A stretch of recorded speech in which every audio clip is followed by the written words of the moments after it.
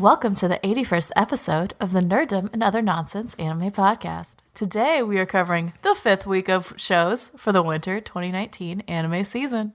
As always, we include timestamps in the description of the YouTube video and podcast feed. If you only want to hear about like a couple shows, since apparently you're a casual and don't watch like 10 hours of shows every week like we do, sorry.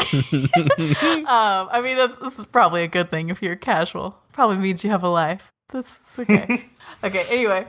My name is Kat, and I spent 6 months inside Bcom's mind learning what it's like not having sex.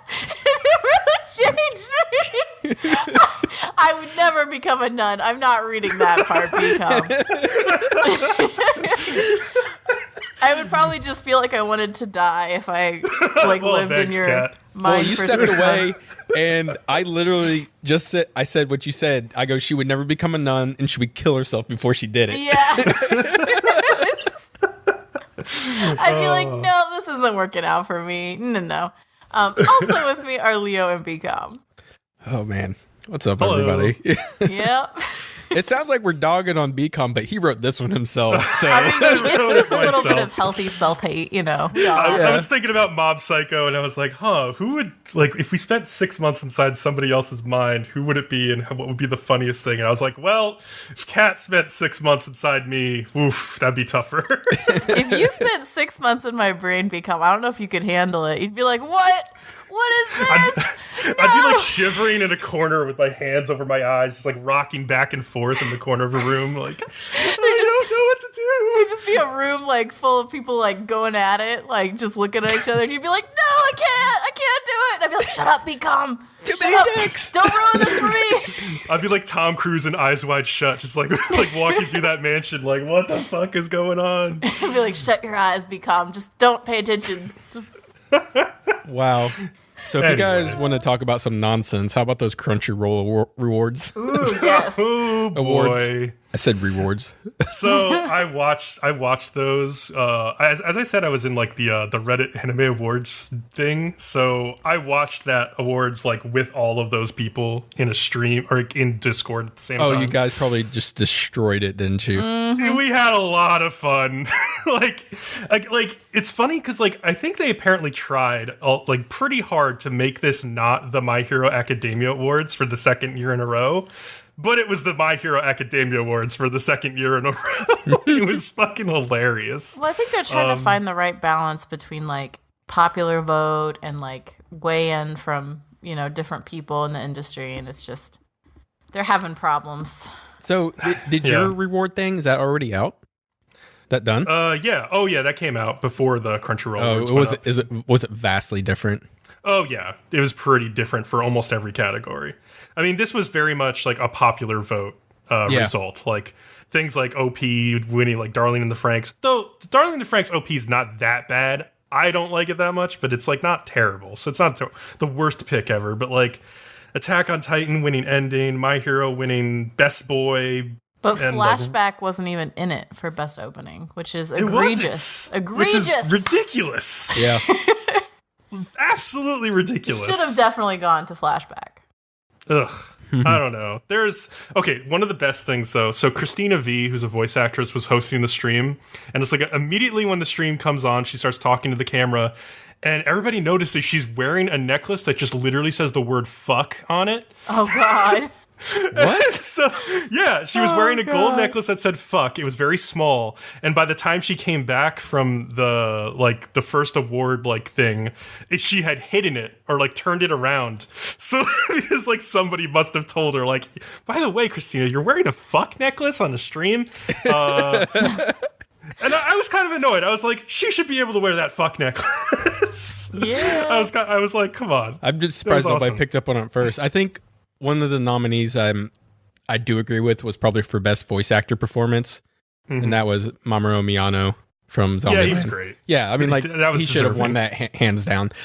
Basically, but everybody else, I don't think I can really agree with.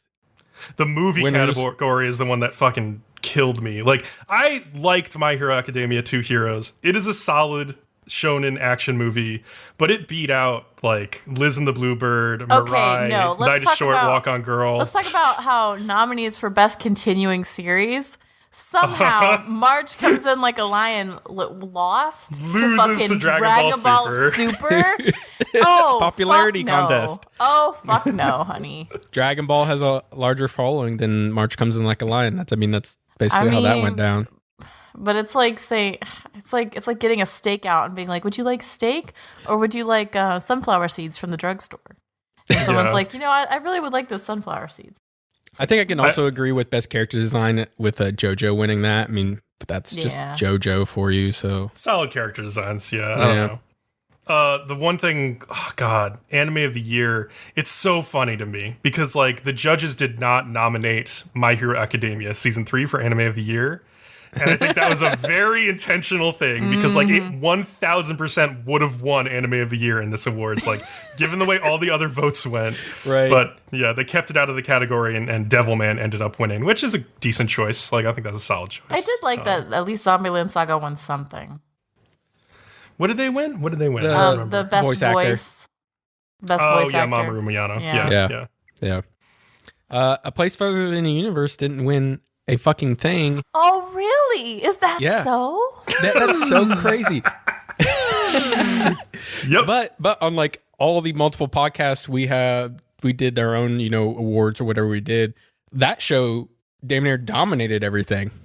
It's true. Yeah, so just good show.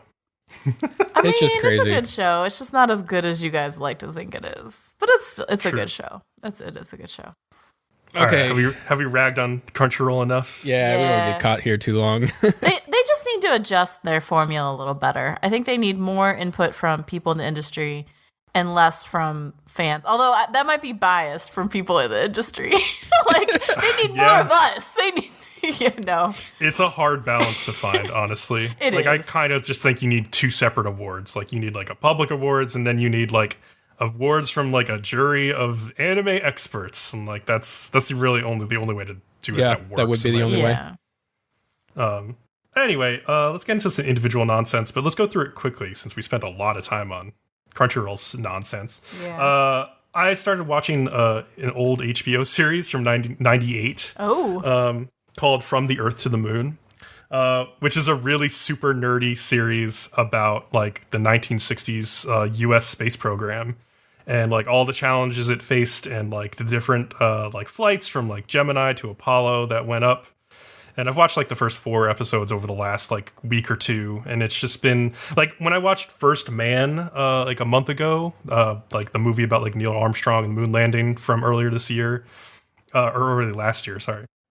It got me like craving for like more like moon race like content, and I remembered From the Earth and the Moon being really good, and so going back to it has been fun because it actually is like it still really stands up as like a fantastic show, like and it also like an incredibly accurate show of like what was going on like behind the scenes during the moon race. Like there's like an episode, I think 3, just like this whole discussion after Apollo 1 catches fire and 3 astronauts die on like, in a like a training exercise, basically like a test on the ground. Do they talk about the Russian stuff?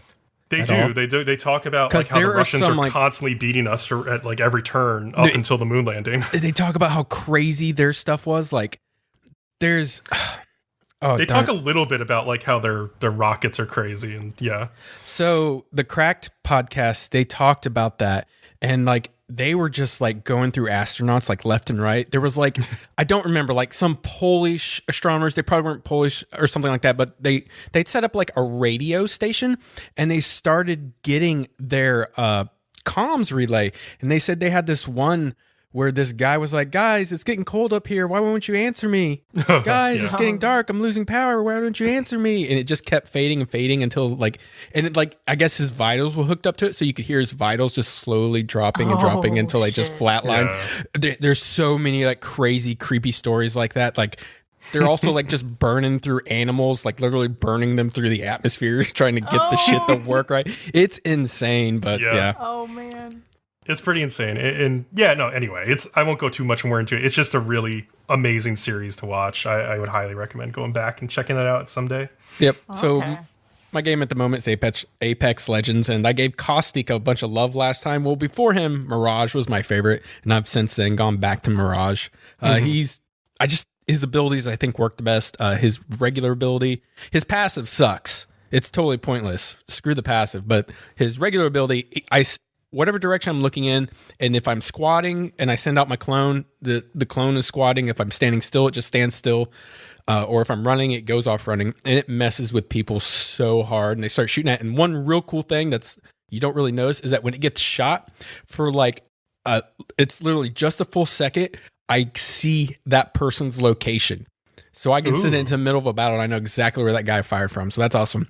I didn't know it did that. I also liked the clip that you posted to the Discord of you using a Mirage clone to just completely confuse somebody and get the drop on them. Oh yeah, I took out that whole squad by myself. That's really good. Yeah, I sent out the decoy, which distracted the first two. I think I sent out a second one, which kind of distracted the third guy, but then I used my ult, which is really good because you can use it defensively and offensively. And what happens is, it sends out 5 clones around me. They're standing still, but 5 of me really messes with people. And I go invisible for a good 5 seconds. So you can either run away, or like I did in this clip, I just got right around behind that guy. As soon as my 5 seconds up, I just unloaded into him and destroyed him. He never even stood a chance. Yeah, it was so awesome. Yeah, he's pretty awesome. But Kat, you did some weird stuff. Yeah, so I went to see Battle Angel Alita this weekend. Okay, so there are parts of it that are very corny. Like, there are lines that they do, and there's certain scenes where it's like, this is so contrived. Like, the way that they're setting this up, the dramatic pause, it's all very corny and obvious and dumb. That I did not like. However, I'm not really an action person. Like, I don't care for action sequences. This movie did have action sequences in it that I was like, ooh, I want to see more of that. Ooh, I really like this, which is rare enough for me that I would say that it's a success in that arena. So as long as you can ignore the dumb, corny pauses, you'll like it. It's okay, cool. Free anyways, right? At least the first 3 episodes. Oh, that's a movie. She's talking about Alita. The movie. Alita. Sorry. Yeah. Then I also watched this new YouTube show called Weird City, which is weird. What's it about? Yeah, it's all about the city in the future where there's a line, and some people live above the line and some people are in the slums below the line. And it sounds like it could be really dark, and there are parts of it. There's a lot of things in this show that are really fucking dark. But it's almost set up as a social commentary. It's almost set up as a dark comedy. Okay. And so you'll go into it and just start being kind of what the fuck is happening? What the fuck? What the fuck? And then by the end, you just are so confused. There's one part of it where it's Pedge, drink Pedge. And you find out throughout the series that there's this stuff called pomegranate electrolyte juice. And that they keep having ads throughout each episode, and you're like, oh my what? God, it's idiocracy all over again. Yeah, and you're like, what is Pedge? And then one of the episodes ends up being about what Pedge is, and it's pomegranate juice that's spiked with meth. Oh, Jesus. Nice. And then Get those antioxidants. Yeah, and then in the comments, it's maybe addictive. It's no, really? Oh my God. And then at one point, there's someone who has a meme baby, an emoji baby, I think is what they call it. Which she did not have to have sex to have. She just spontaneously became pregnant with this emoji baby. Wait, this is a living thing? Yeah, it's a living thing. God. No, it's so fucked up. It's interesting. Let's put it that way. Weird. I'll have to check that out. Weird City. Okay. Oh man.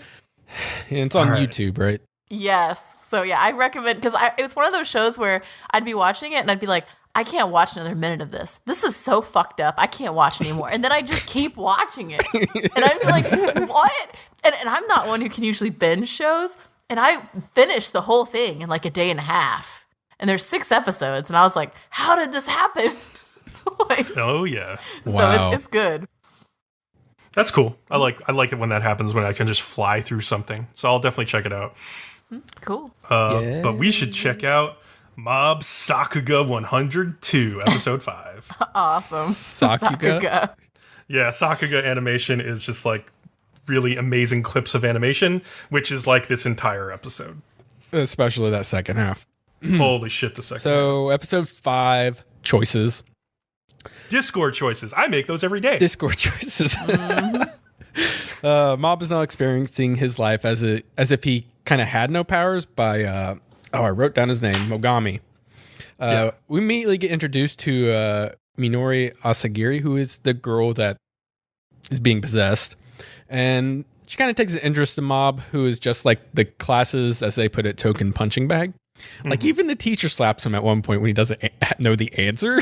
Yeah, that was like, what the fuck? He gets like bullied on the way home and even ignored by his brother when he sees it. Minori even like dumps milk on him the next day. And she does it so she can fit in with everybody else bullying him, Mm-hmm. And, I just really feel like Mogami is really playing it up much worse than it really would have been.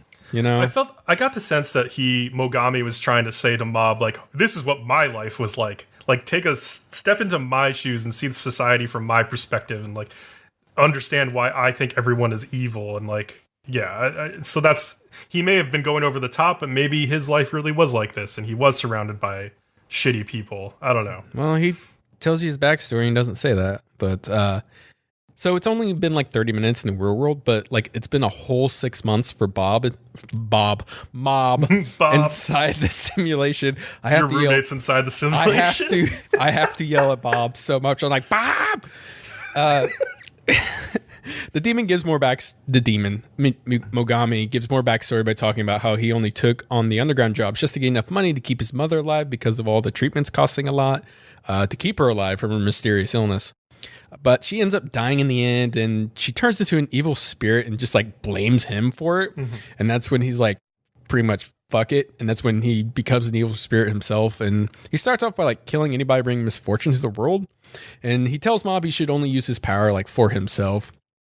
Yeah. And then Mob gets bullied again like the next day, and this time like snaps and like he like gets some of his powers back and he beats up the bullies.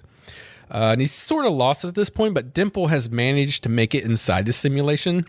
And he says a couple things to Mob that gets his memories back. But Mogami has like been watching this whole time and been like saying like subliminal messages to Mob and stuff like that. But he's like, you've been here for 6 months, so all this horrible stuff has to be etched in your heart. Mm-hmm. And Mob's like, yeah, it is, but I've also realized how blessed I am in the real world with all my friends and that I have, and I should be more thankful than when I get back. So he's just like, shit. Now the fighting like really starts to begin between Mob and Mogami, and per usual, the visuals are stunning. But like these weren't usual; these were like fucking insane they were pretty visuals. Epic visuals, like all the spirits and everything. Really, I'm going to get to it because it really amps it up in a minute. Oh, okay, yeah. Because like this was good. This to me was like what it did in like some of the other episodes. Like okay, but then the second part of this fight is when I was just like, what the fuck. So Mob gets like eaten by like a giant Mogami thing, and Mob at first is kind of overwhelmed by all the voices of the dead and how awful their lives were, but suddenly he hears Minori calling for his help and remembers that he came here to save her, and then he goes full 100 fucking %, motherfuckers. So like Mob immediately levels like 20 city blocks, and Mogami is like, this was funny to me. You're not the boy from earlier, and Dimple's like all like, yeah, this is how he gets when he's pissed. And Mob goes to tell Dimple to stand back. I don't want you to get hurt. And Dimple like looks at him and like he's like, oh yeah, who are you? Mob has like a complete character redesign. Oh, I know. Yeah. It's almost like this is the good version of Mob or something. His flowing hair. Like, yeah, I was like, this isn't the same. They didn't draw the same person. It's pretty great. But it's like Mob, halfway between Goku and Mob. I don't know. Yeah, like I saw the hair too, and I thought, oh, he's going Super Saiyan or something. But Mob ends up destroying Mogami's vessel, and it unleashes all the spirits he absorbed to get the power. This has now become a bigger threat than Mogami, and he has Dimple get the hell out of there. Now, this next part, I'm not really sure what happened, but somebody turned the visuals up to 11 and then just snapped the knob off. Yeah. Yeah, pretty much. Like that's how I explain this scene. You just need to go watch it. And then like Mob eventually goes like triple % when his vessel breaks. Oh, I know. And it's just like question, and it doesn't even show you what it is. It's like, this is too epic for you to see some white sparkly outline of him. Well, first you see like this black, like wispy shadow, and then you see that like white glowing outline. I was like, okay. Yeah. And that causes, and then he like exercises all the spirits, and Mogami's like surprised, and he's like, wow, so that was what was inside of your vessel. Like even he was in the end was like kind of impressed. Oh, I know. And then you're like, but what was it? What was it? Like, show it to me. Yeah, we all want to know. Yeah. Yeah, once it got out, it basically just effortlessly killed all those spirits or exorcised them whatsoever. Then back in the real world, Mob wakes up and Mogami is like gets captured in a little bottle by a guy. Do we know who this guy was? Was he in season 1 and I just forgotten him? Don't remember him, but maybe he was, but I don't remember. They were acting like they knew him, and I was like, is this me not remembering? Because I watched the first season so long at least ago. Regan did. He was like, oh, it's that guy. Like they he literally said that, and it's just like, oh, you're not going to give us a name? Yeah, you're just going to say, it's that guy? Like, come on. I mean, they didn't show us his face, like, so I was like, I don't know. Yeah. Mob has also known that others having helped him be who he is today, and now what he learned when he was inside, that he can also help change others for the better as well. And like, he's like, asked Minori, he's like, are you always like that? She's like, yeah, but then she ends up crying, and she's like, thank you. And because she's like, I know I've been an ass my entire life. And then she ends up like the 6 months that she remembers beating the shit out of him. Yeah, right. God. So she ends up visiting her dad in the hospital, and they don't know who Mob is. He's like, I didn't even hire a kid exorcist, so he just came in, did his job, and left. And so they're like trying to figure out who he is, and they come across like the fan club society site. Yeah, I saw that. And they're like, oh, but I found this. And then like it cuts to the society members are like, man, we need more funds. We need to do an HQ. We need to do this, da da da da da. And then like the guy checks the account, and all it is just a quick screenshot of like a donation of like 500,000 yen or something absurd. And then you don't even get the reactions. It just cuts away. So I kind of wonder what they're going to do with the society, because that would be cool. Probably something really goofy. We'll see. Super goofy. So yeah, the episode director, storyboarder, and animation director of this episode were Hakuyu Go, who is known for things like the famous episode 22 of Fate Apocrypha with that crazy battle, or like episode 12 of season 1 of My Hero, where like the villains invade the school, like, and a bunch of like amazing key animation from Flip Flappers and stuff. So like that was all great, but like this episode like so easily surpasses any of that shit. Like this episode was fucking insane. Like this episode had better animation than most of the My Hero Academia movie, with like except maybe with like the exception of the last scene. Like it was just nonstop insanity, and it wasn't even just like the fight scenes. Like, I loved, like, in the beginning of the episode when Dimple is possessing Mob's body and, like, he's, like, talking to Reagan. And just, like, look at the facial expressions that, like, they make of Mob's face with Dimple's personality inside it. And it's just so good. And, even at the end of the episode when Mob and Reagan are just eating, like, Mob Donald's or whatever, McDonald's. Oh, I know. I was like, Mob Donald's. It was so well animated. Like Reagan's like waving a burger around and like sipping his drink. It's like unbelievably well animated for like a nothing scene. And the same with Minori when she's crying and breaking down after they get out. Yeah, she gets a really good ugly cry face. Yes, she does. Yeah. But yeah, all of the fight animation was just wow. Like it was so creative. Like all of the visuals were so creative and expressing like what the characters were trying to express like emotionally. Like I said, I could tell like the art style was just cranking it up, but really when he did that 100%, it just went off the fucking rails crazy. Yeah, it was like crazy. I felt like this whole episode was all about like the power of good emotion versus bad emotion, and like which is stronger. Which was interesting. There's a line in there about like the heart has two sides. Where there's the dark side, there's always like the light side, as it's referring to Mob. Well, because I feel both of them have a point, because I think in the moment, like in the heat of the moment, negative emotions can be stronger than positive emotions. but positive emotions can have their own strength too. It's interesting. Yeah, aren't you just glad you watched the right episode this week, Kat? Yes, I'm very glad. Oh my god, I need to rewatch the first season because I realize like with this episode with that guy who none of us know who he is, and he's obviously from the first season. Yeah, well, there were a lot of characters from the first season I don't remember, so oh well. Yeah, I even went over the character list from the first season. I didn't see that guy in there. This is what so maybe happens he's due. When you have too many fucking years between seasons of something. Like, this is why you have to plan better. Agreed. Yeah. But, I mean, enough with blaming our failures on the anime team. Let's move on to another. Run with the Wind. Yes. Episode 16, Dream and Reality. So I want like a weird note. So Crunchyroll actually had subtitles for the OP, which they like never do. And it was weird though, because they weren't English subtitles. What? They were kanji with like English when there was like English parts of the song. And I was just like, thanks, Crunchyroll, I think. It's like, I knew that English word, but like it would have been nice to know the words that aren't in English, because that's the point of a fucking subtitle. Like, people like, I've always heard people say that like maybe Crunchyroll doesn't do the subtitles for OPs and EDs because they don't have the licenses to those songs. They only have the license to translate the episode itself or something. I don't know, but I know that like High Dive has been doing a lot of like subtitling like OPs and EDs lately, so maybe Crunchyroll's trying to like keep up with them, but this is not the way to do it. Like, either do it in English or just don't do it at all. What the heck are you doing? It was weird. Anyway. Sounds like it. So, as I can't remember who predicted it, it was probably Leo. I don't know. The runner who fell over causes Haiji to have to hurdle out of the way, and he tweaks his leg. Yeah. I think Leo predicted that like he would hurt his knee. That's what I thought, yeah.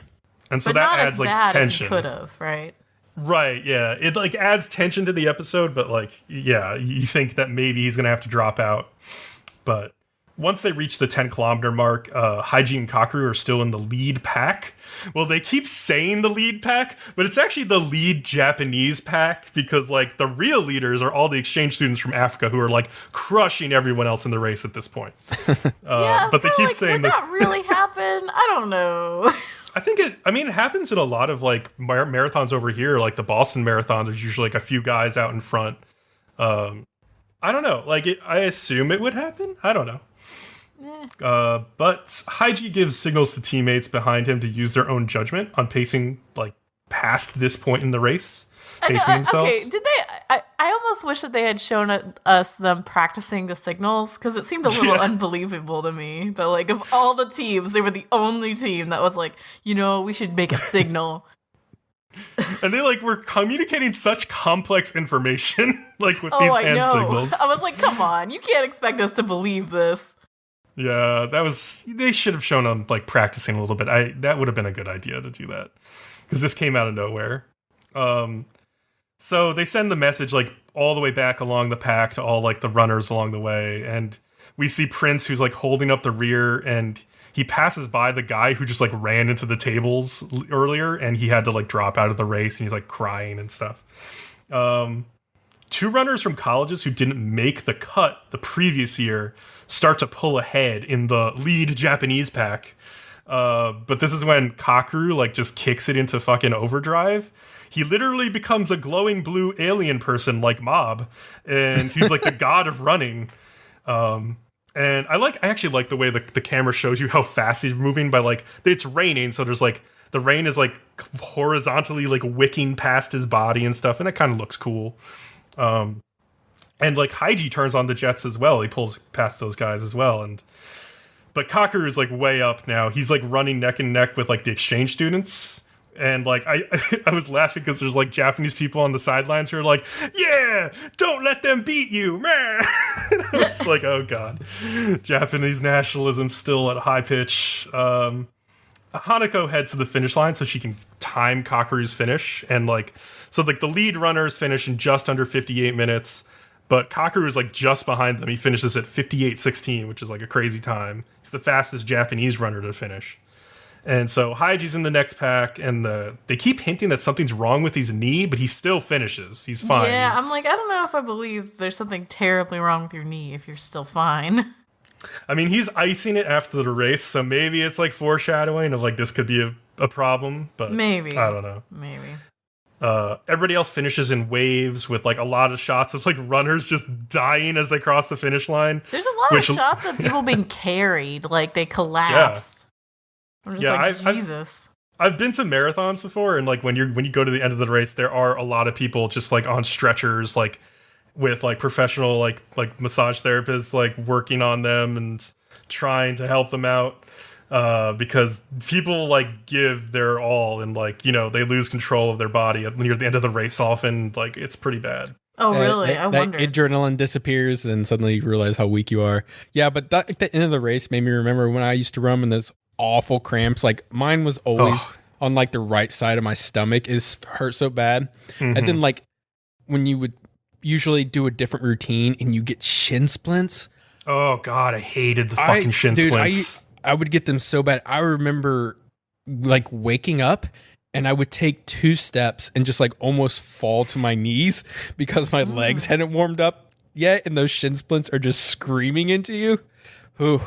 I remember being on the floor of my living room in high school with my mom, like rubbing my legs. Like this is like freshman year of high school when they really turned up like the training regimen for baseball.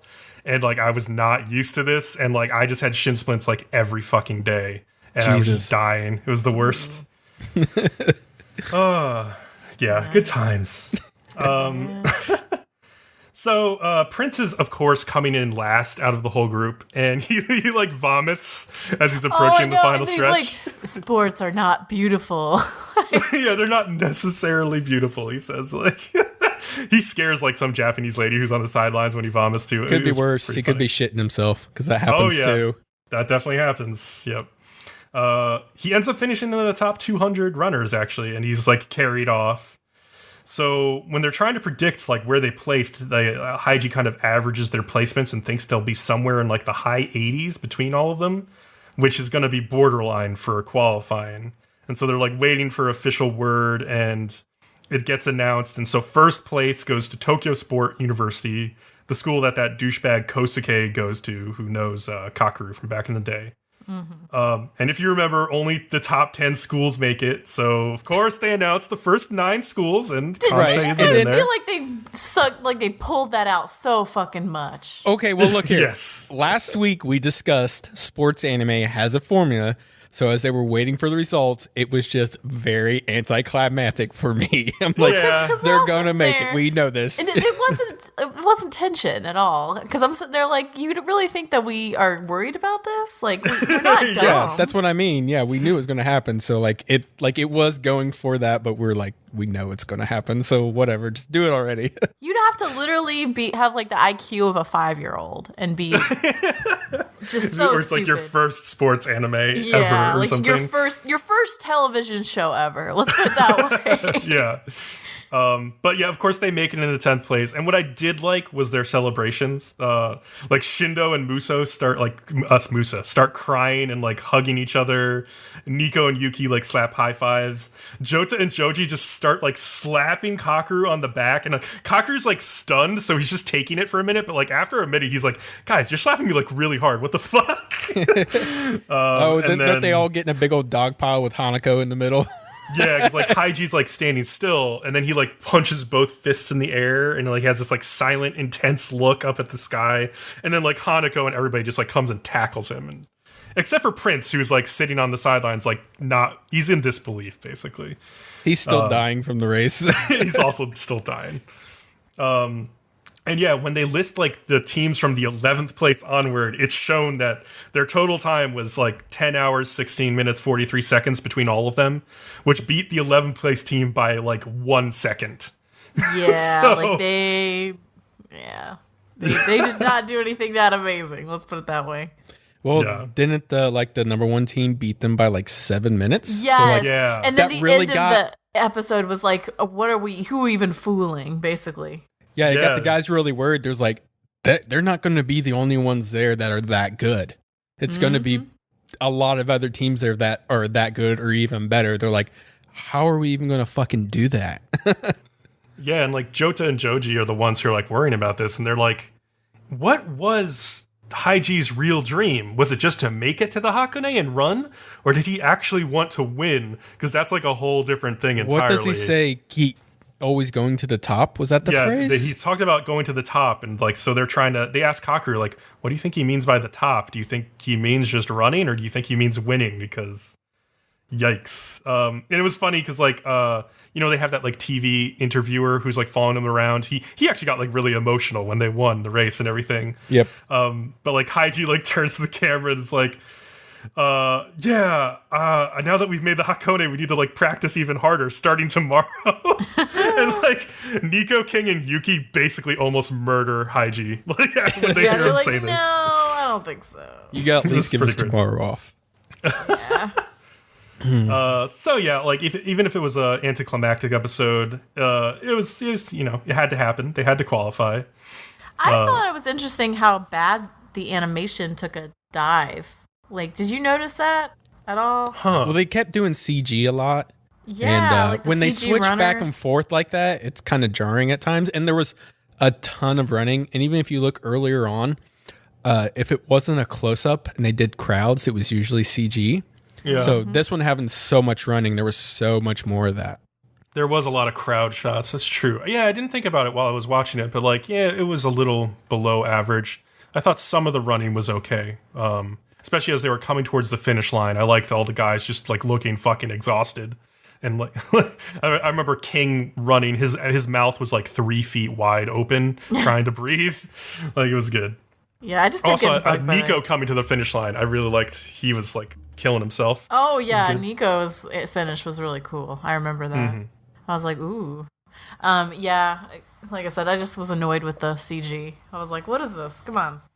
Yeah. But Speaking about annoyed with the CG, That cat was really loud.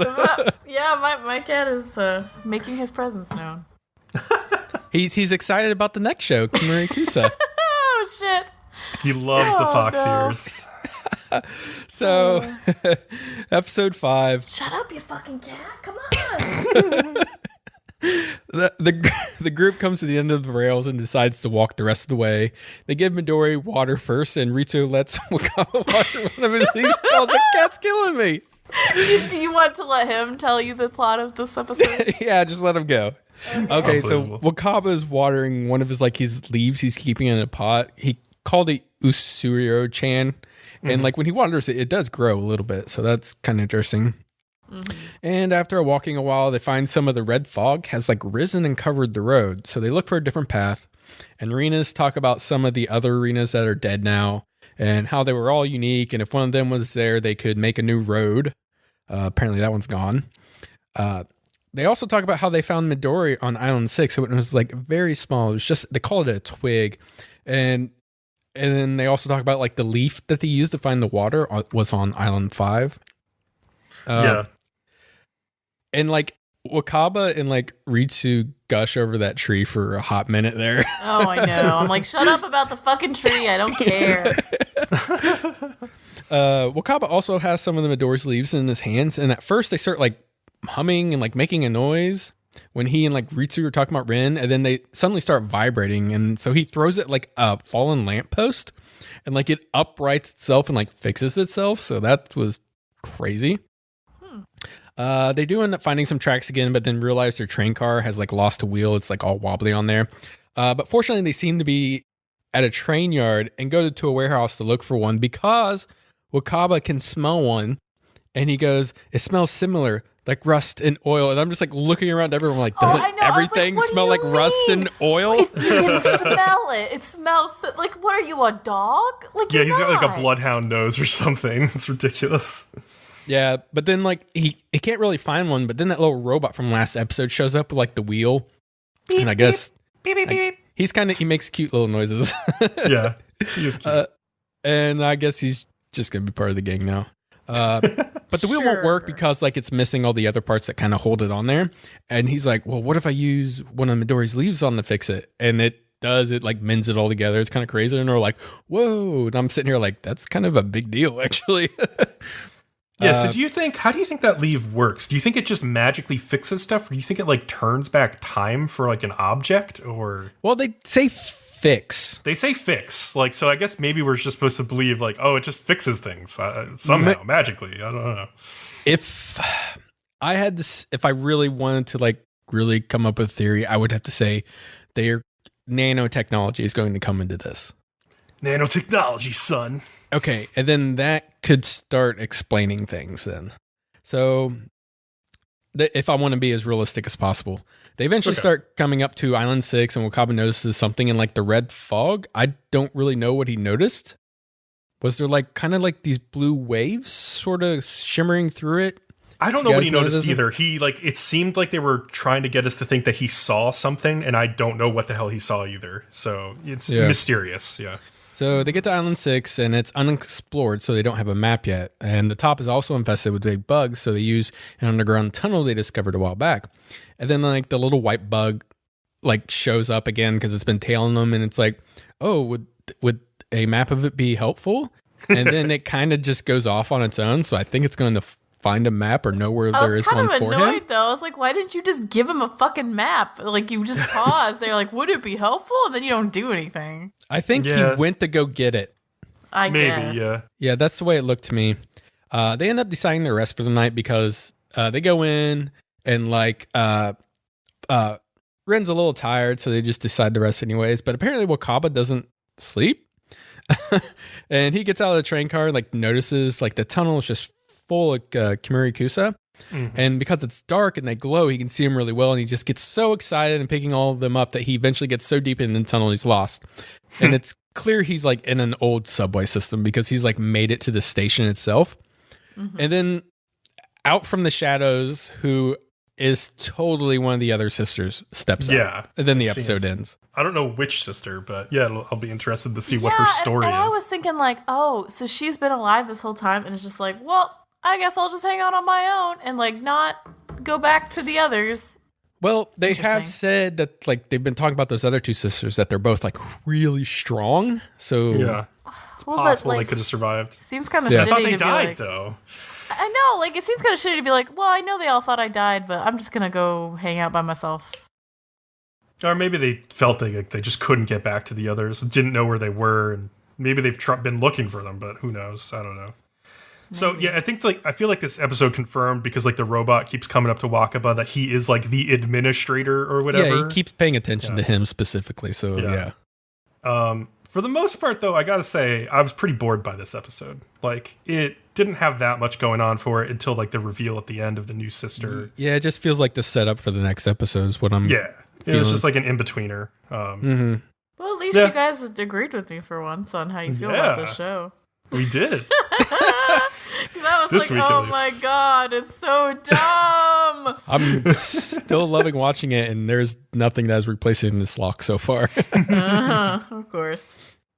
I feel like even if you did like hate it, you would just keep watching it just to fuck with me, Leo. Let's be real. That is definitely a possibility. You're like, I won't even deny it. I'll just be honest. Speaking of doing things to just fuck with people, let's talk about the Promised Neverland. All right. Okay. Episode 5. Okay, so this episode, so as this season has gone on, have you guys noticed that each episode is like more and more dense and more dramatic? Well, especially this one. This was a ton of exposition.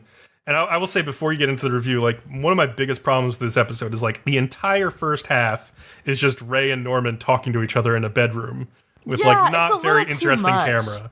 Yeah, like they needed to space it out somehow. I think the whole conversation evolved pretty well, though. I mean, it's a very interesting conversation. I just think they could have done more visually to like sort of spice it up. I guess so, because it's just like going one of their faces to the other, then their faces change. Just one reveals some information the other one didn't know. Exactly. Yeah, exactly. Like, I don't know. Yeah. It was a little dense for one block. They could have broken it up somehow. But anyway, Norman confronts Ray about being the traitor. Ray kind of like lays down on the bed and starts maniacally laughing like a fucking psychopath. And I'm like, okay, so this is the path we're going down. And apparently he's been the spy like the whole fucking time. And by the whole fucking time, I think you find out that he's been a spy since he was 6 years. like 5. He would have to have been like 5 years old when he became a spy, which to 5 me, plus 6, 11, yeah. To me, like, a 5-year-old isn't like evilly plotting like, oh, I will betray everyone and spy upon them. Like that's not what a 5-year-old thinks of. A 5-year-old's like, I want cookies before bed. Like, you know? Even if you are smart, that didn't really connect for me. That is another issue with the show, and I think Leo's been talking about it the past couple weeks. Like, I am loving watching this show, but these kids are just way too smart. My internal voice is just, they start planning something. They're like, oh, we're going to do so-and-so next. I'm just like, really? You guys are stretching this. I know tons of adults and they don't even compare to these children. There was like one point in this conversation where Norman said to Ray, like, oh yes, that was my supposition. And I was like, what? How do you know what the fucking word supposition means? Get the fuck out of here. Right? Like, this is funny because, like, you know, a lot of times people say, you know, an author can only write a character as smart as they are. Well, apparently this author needs to dumb down because he can't write a dumb character or something. I don't know. That's the opposite. Yeah, he makes all of his characters smart, and I'm just like, some of them have to be stupid. Like, everyone in the world is not smart. There are people walking around in this world who those are the ones that get axed first in the show. Like, Connie, we'll talk you're about dumb, the stupid people at the end of this episode when we get there. Okay, but I would argue the people I think you're talking about, they're not stupid. They're just at a realistic level of intelligence. Okay, fine. Maybe. Anyway, so Norman basically is like, I won't tell, and you can stay with us, but you have to, like, tell us everything you know, and you have to, like, be our double agent, basically. And Ray kind of is like, fine, I'll be your double agent, but you have to, like, agree that we're going to leave almost all the other kids behind. And I'm saying this all very dramatically because the way that they do this in the episode is just like this. Like, it became a little soap opera-y for a second. Yes, it did. For sure. So I'm going to mock them a bit. And, I mean, I will be fair to Ray. Like, it is kind of ridiculous to think that they're going to get away with all of these little kids. Right? Yeah. Yeah, for sure. It's true. Like, Emma's, like, too idealistic. I think we talked about this, like, last episode. Like, so I don't know if Norman is really agreeing with Ray. Like, if he wholeheartedly believes this and is, like, gonna be loyal to this promise he's making him. But, like, Ray has a point that it's not going to be possible to escape with everybody. Well, I think it would be more realistic if they would escape by themselves first, and then they could plan, like, a raid to try and save as many of the others as they could, like, after they leave and gather supplies, and, you know. If they want to save everybody, they just need to kill Mom. Like, that's basically what they need to do. Like, well, they'd have then to the kill her in a way. Move in. They have to kill her in a way that, like, they won't find out right away. Mm-hmm. They'd have to kill her and, like, before, like, early in the morning, because later in the episode you find out she checks in every midnight every day with the main office. So it would be best if they could, like, kill her in the early hours of the morning, like at 3:00 in the morning or something, like right after she's checked in, so they could have a whole day to make their escape before everyone realized. And they'd also have to kill the sister. These kids have to do the act of killing. I don't know if they're... I mean, maybe they should just give that job to Ray since he's so fucked up and psychopathic. Like, No. Phil is the man for this job. Little kid. Oh, yeah, they would never suspect him. Just got the high scores. That cute little face, just grin and then stab her through the heart. Like, oh my god, I want to see that so badly. Oh my god. He's so great. Oh man. This was my supposition. Oh shit. Oh fuck. Now I'm gonna have like a dream about that or something, Bcom. Thank you. I just realized like little Phil, like with red hands, just holding a knife, being like, "This was my supposition," and then like eating a cookie.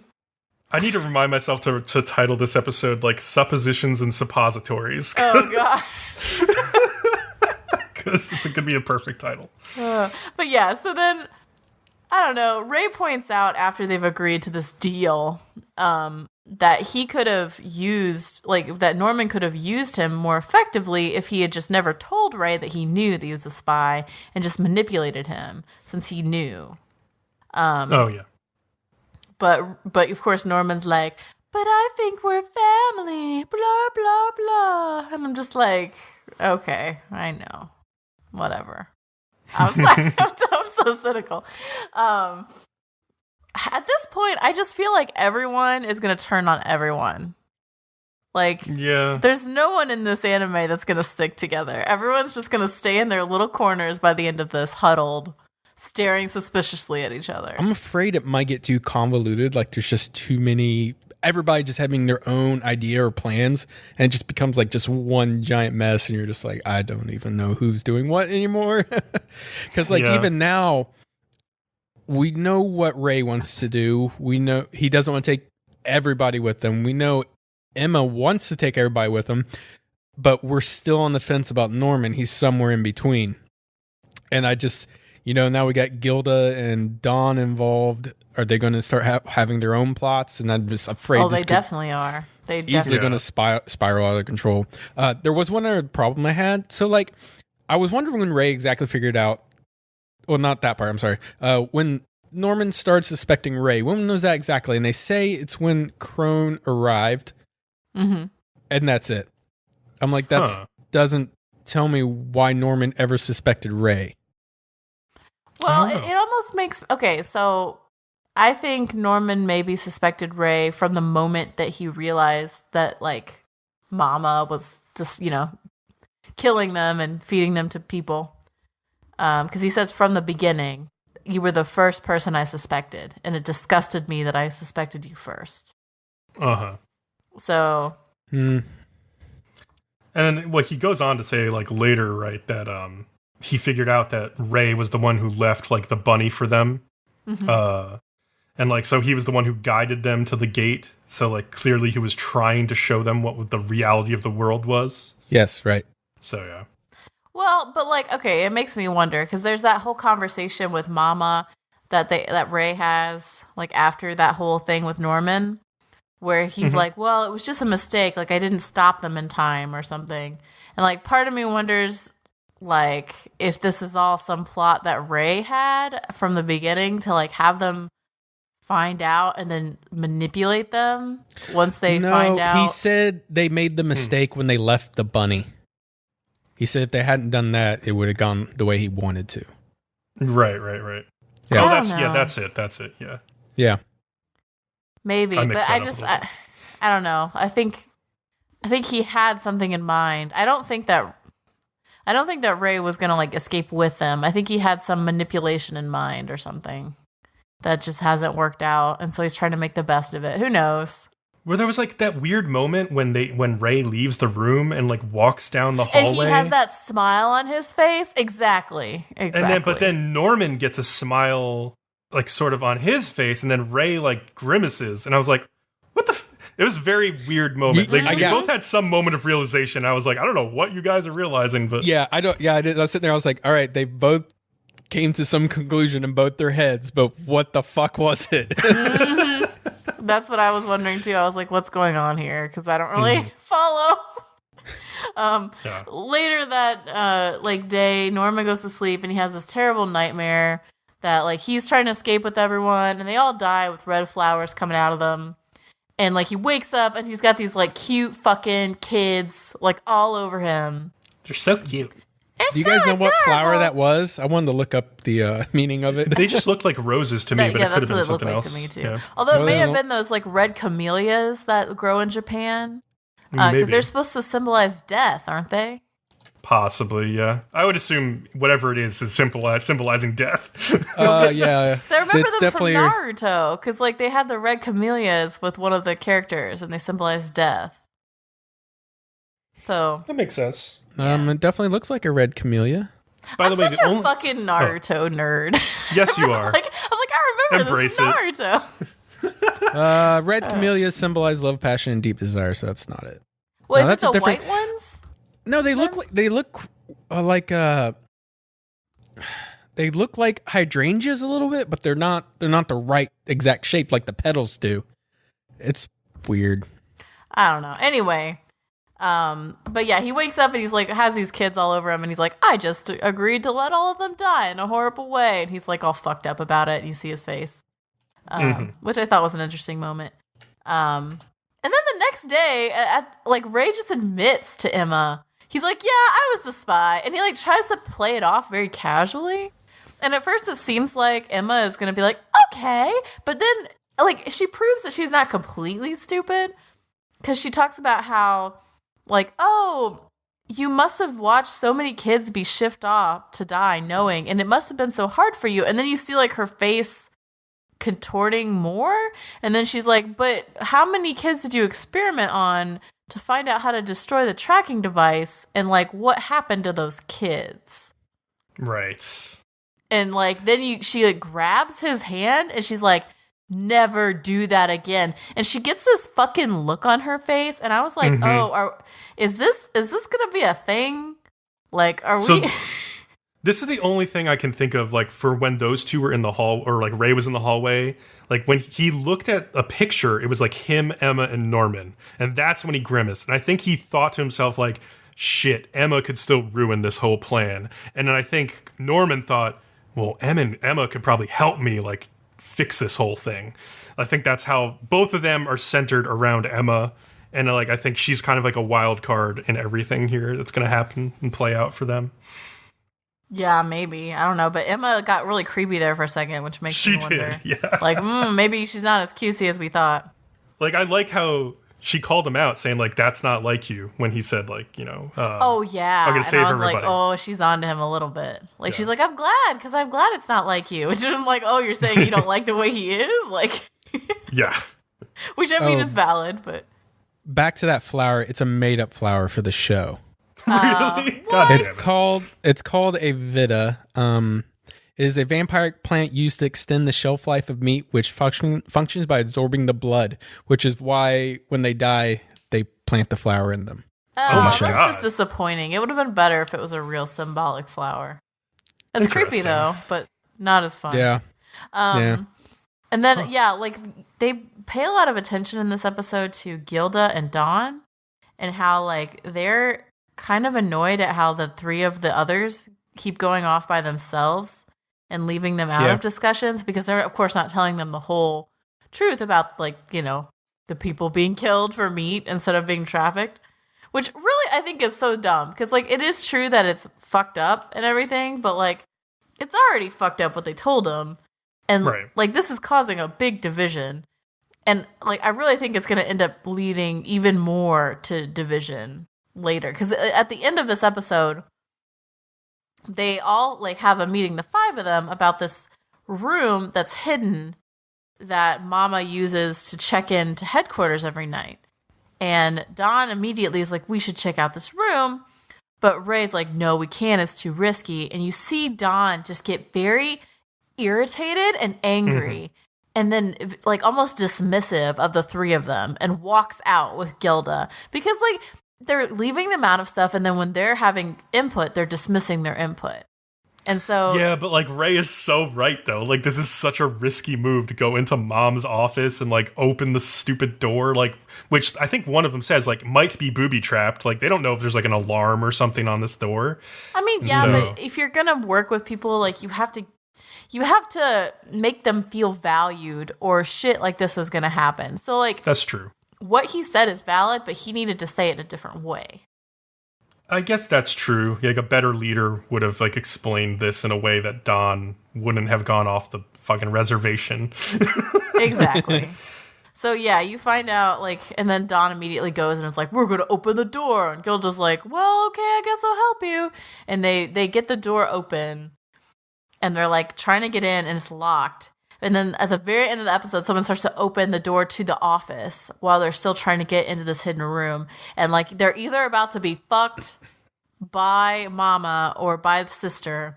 Or it's like literally Phil. Or it's like Phil, and it's like, haha, you thought it was going to be something bad. Or, I don't think they'll be caught. well, That I also thought it might be Norman or Ray, who are like, oh, they're going to go do something fucking dumb, and they like went and followed them or something. My other thought is that it could be Crone, and she could be like, you know what? I'm going to help you guys. Maybe. But I'm not sure. I'm not sure if that is going to happen or not. But yeah, so basically everyone is turning on everyone. Everyone suspects everyone else. Everyone huddles in corners with knives.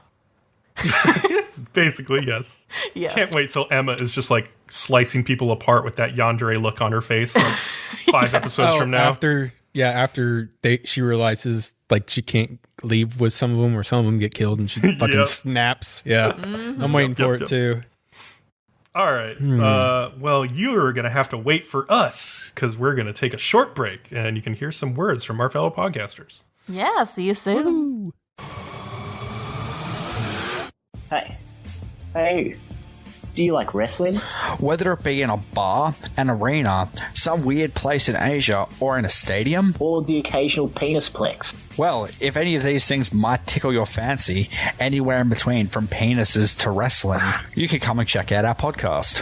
Our podcast name is Smack It Down. We talk all things WWE, New Japan, anything else in between. I'm Jay Silver. I'm Corey Gold. And we look forward to you joining us. Happy Rusev Day. Happy Rusev Day indeed.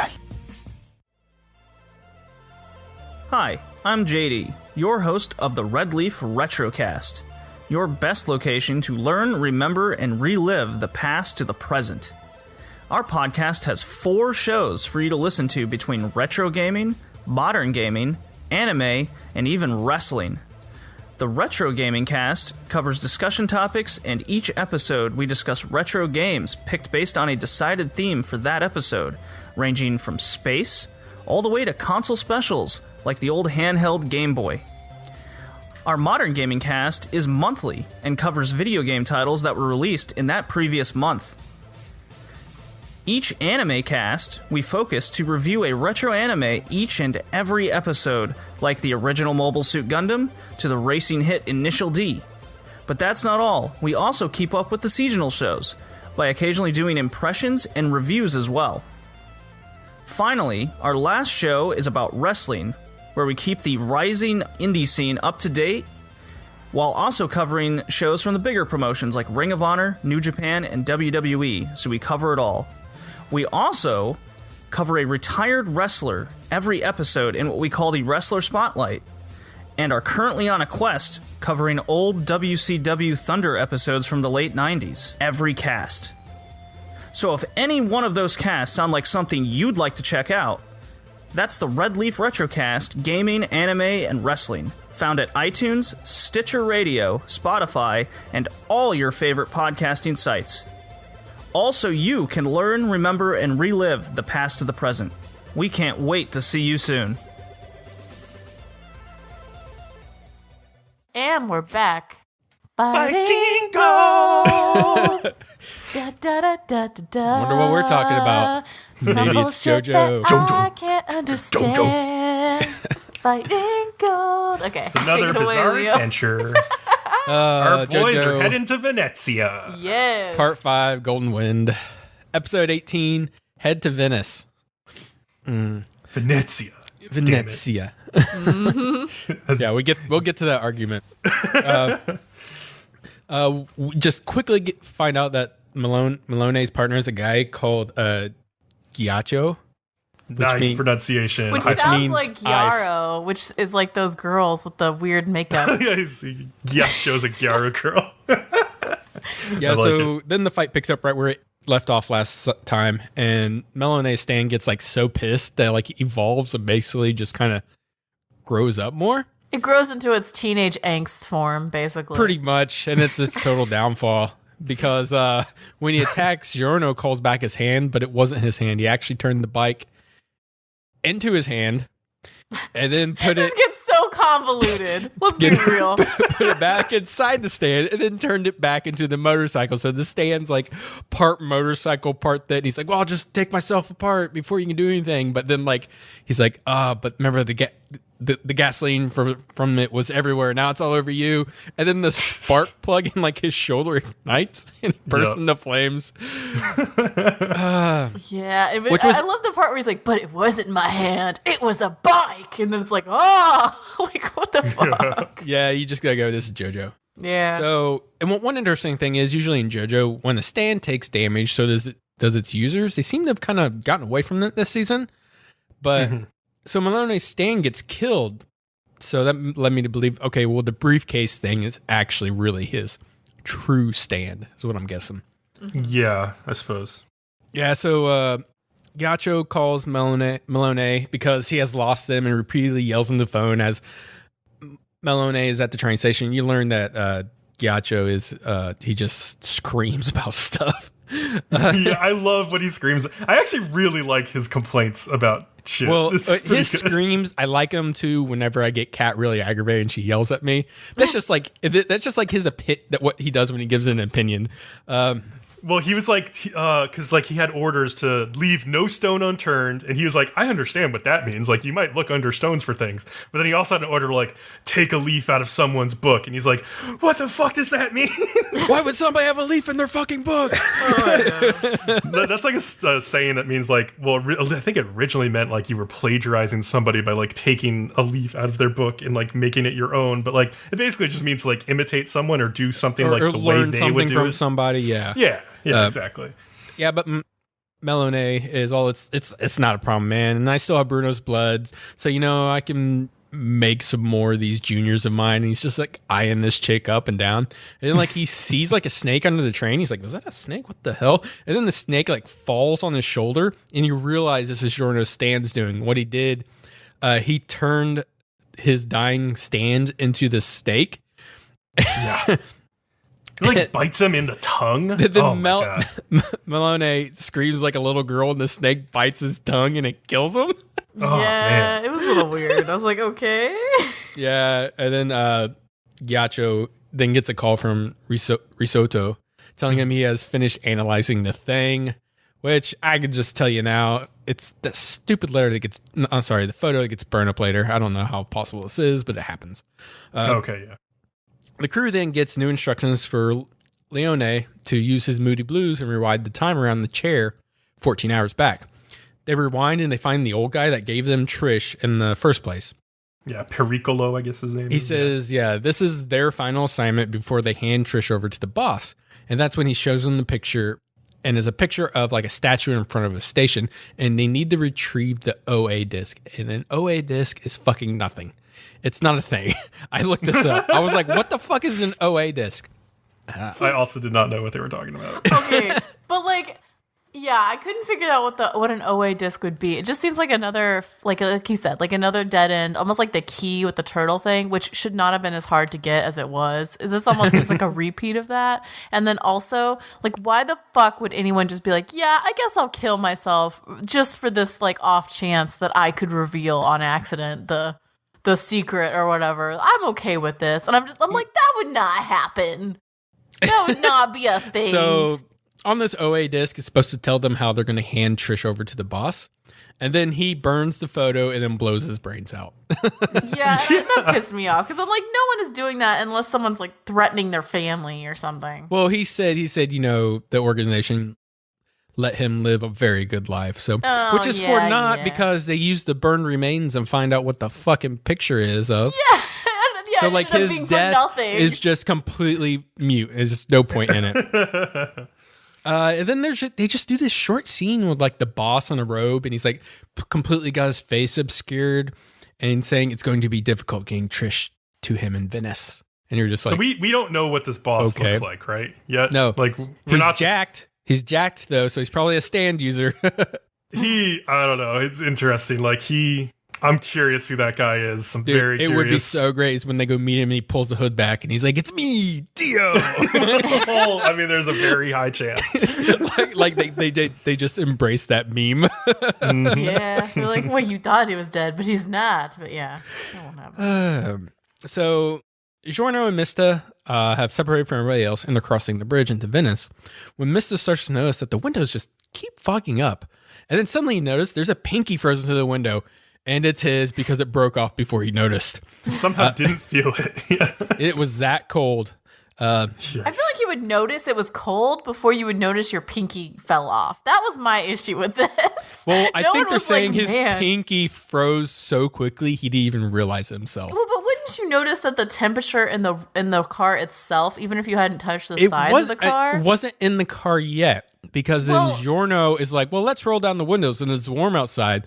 But then when he does, like the super cold wind enters the car and starts freezing everything. I feel like if it's that close to you, though, you would notice that it's colder in the car. Like the windows are already fogging up. You would probably start feeling it already. But. Yeah. But to understand how cold it starts getting in this car, this is basically what Kat and I went through a couple weeks ago with the polar vortex, plus just some added crazy wind chill. Like, I'm sitting here, I'm like, I feel you guys, this sucks. Yeah, I mean. And then at one point, Mista gets like his side of his face frozen to the window. And and he's like, I really like my face, so I'd like to not rip it off. Yeah. And like the guy's on the roof, they know this, so he like fires his gun up through the roof. But the guy up there is also covered himself in ice and the bullets can't get through. Giorno also can't stop the car because the brakes are frozen. And he's like, and I can't like turn the car into a frog because no living organism can survive in negative 100 Celsius. Yeah. Apparently, Giorno has never heard of water bears. Have you guys heard of these before? No. Well, but what is a water bear going to do? Like, it's going to turn the car into a water bear and they can fucking get away from this fucker. But it's so small. It would have to be like 1 billion water bears. And then like it's just going to sit there. It's not going to get them away from anything. So, well, they're trying to stop the car. So that's what he says, like turn the car into like a fucking frog or something, you know? But think about it. Like if he turns the car into something small, aren't they going to be like crushed within it? Because then they're this huge thing inside this tiny thing? I don't think that's how it works. I don't know. Wouldn't it be like the bike? I don't know how anything in JoJo works. Yeah, so anyways, if people don't know what water bears are, there's tiny microorganisms. They can survive. They've had one in a lab that they was able to survive negative 273 Celsius. What the fuck? Holy shit. They can almost get to absolute zero. They can also survive mass, like just bombarding them with radiation. They survive extreme heats just as well as they can survive the extreme colds. They can survive dehydration, and even the vacuum of space. So you're saying if there was a CGI water bear in Golden Kamui, it could survive anything? Yeah. And we would have to watch it for the rest of our lives. I guess so. Pretty much. Anyway. And then also, I guess, we didn't know this before, but Giorno needs heat for his stand's power to work. And really, the only thing, I know, I understand, Kat. Yeah, he's wanting up on my fucking lap again. Just get up here. Just shut up. But he can still use his stand, so the only thing he can do at the moment is pick up bullets and give him the Mista. So Mista fires it into the ice guy, and he's like, we know your bullets can't get through me. But when he's firing the bullets, it creates heat. And then he turns those bullets into roots, and that dislodges him from the roof of the car. But he's not done yet, because apparently he can wear his stand as like a sort of costume. Mm-hmm. And like he freezes the road, and like he's got skates on his feet and goes after them. And he just becomes like a speed skater, Yeah, and like Mista fires at him, and like it stops the bullet so he can't get through. So he ends up firing at the blades on his feet, and has his little stand, lodge him on the skates, and like he fucking wipes out like a motherfucker.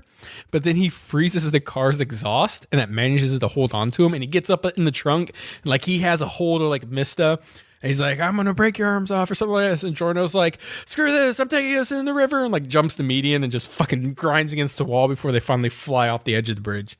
And that's how the episode ends. That's a good cliffhanger.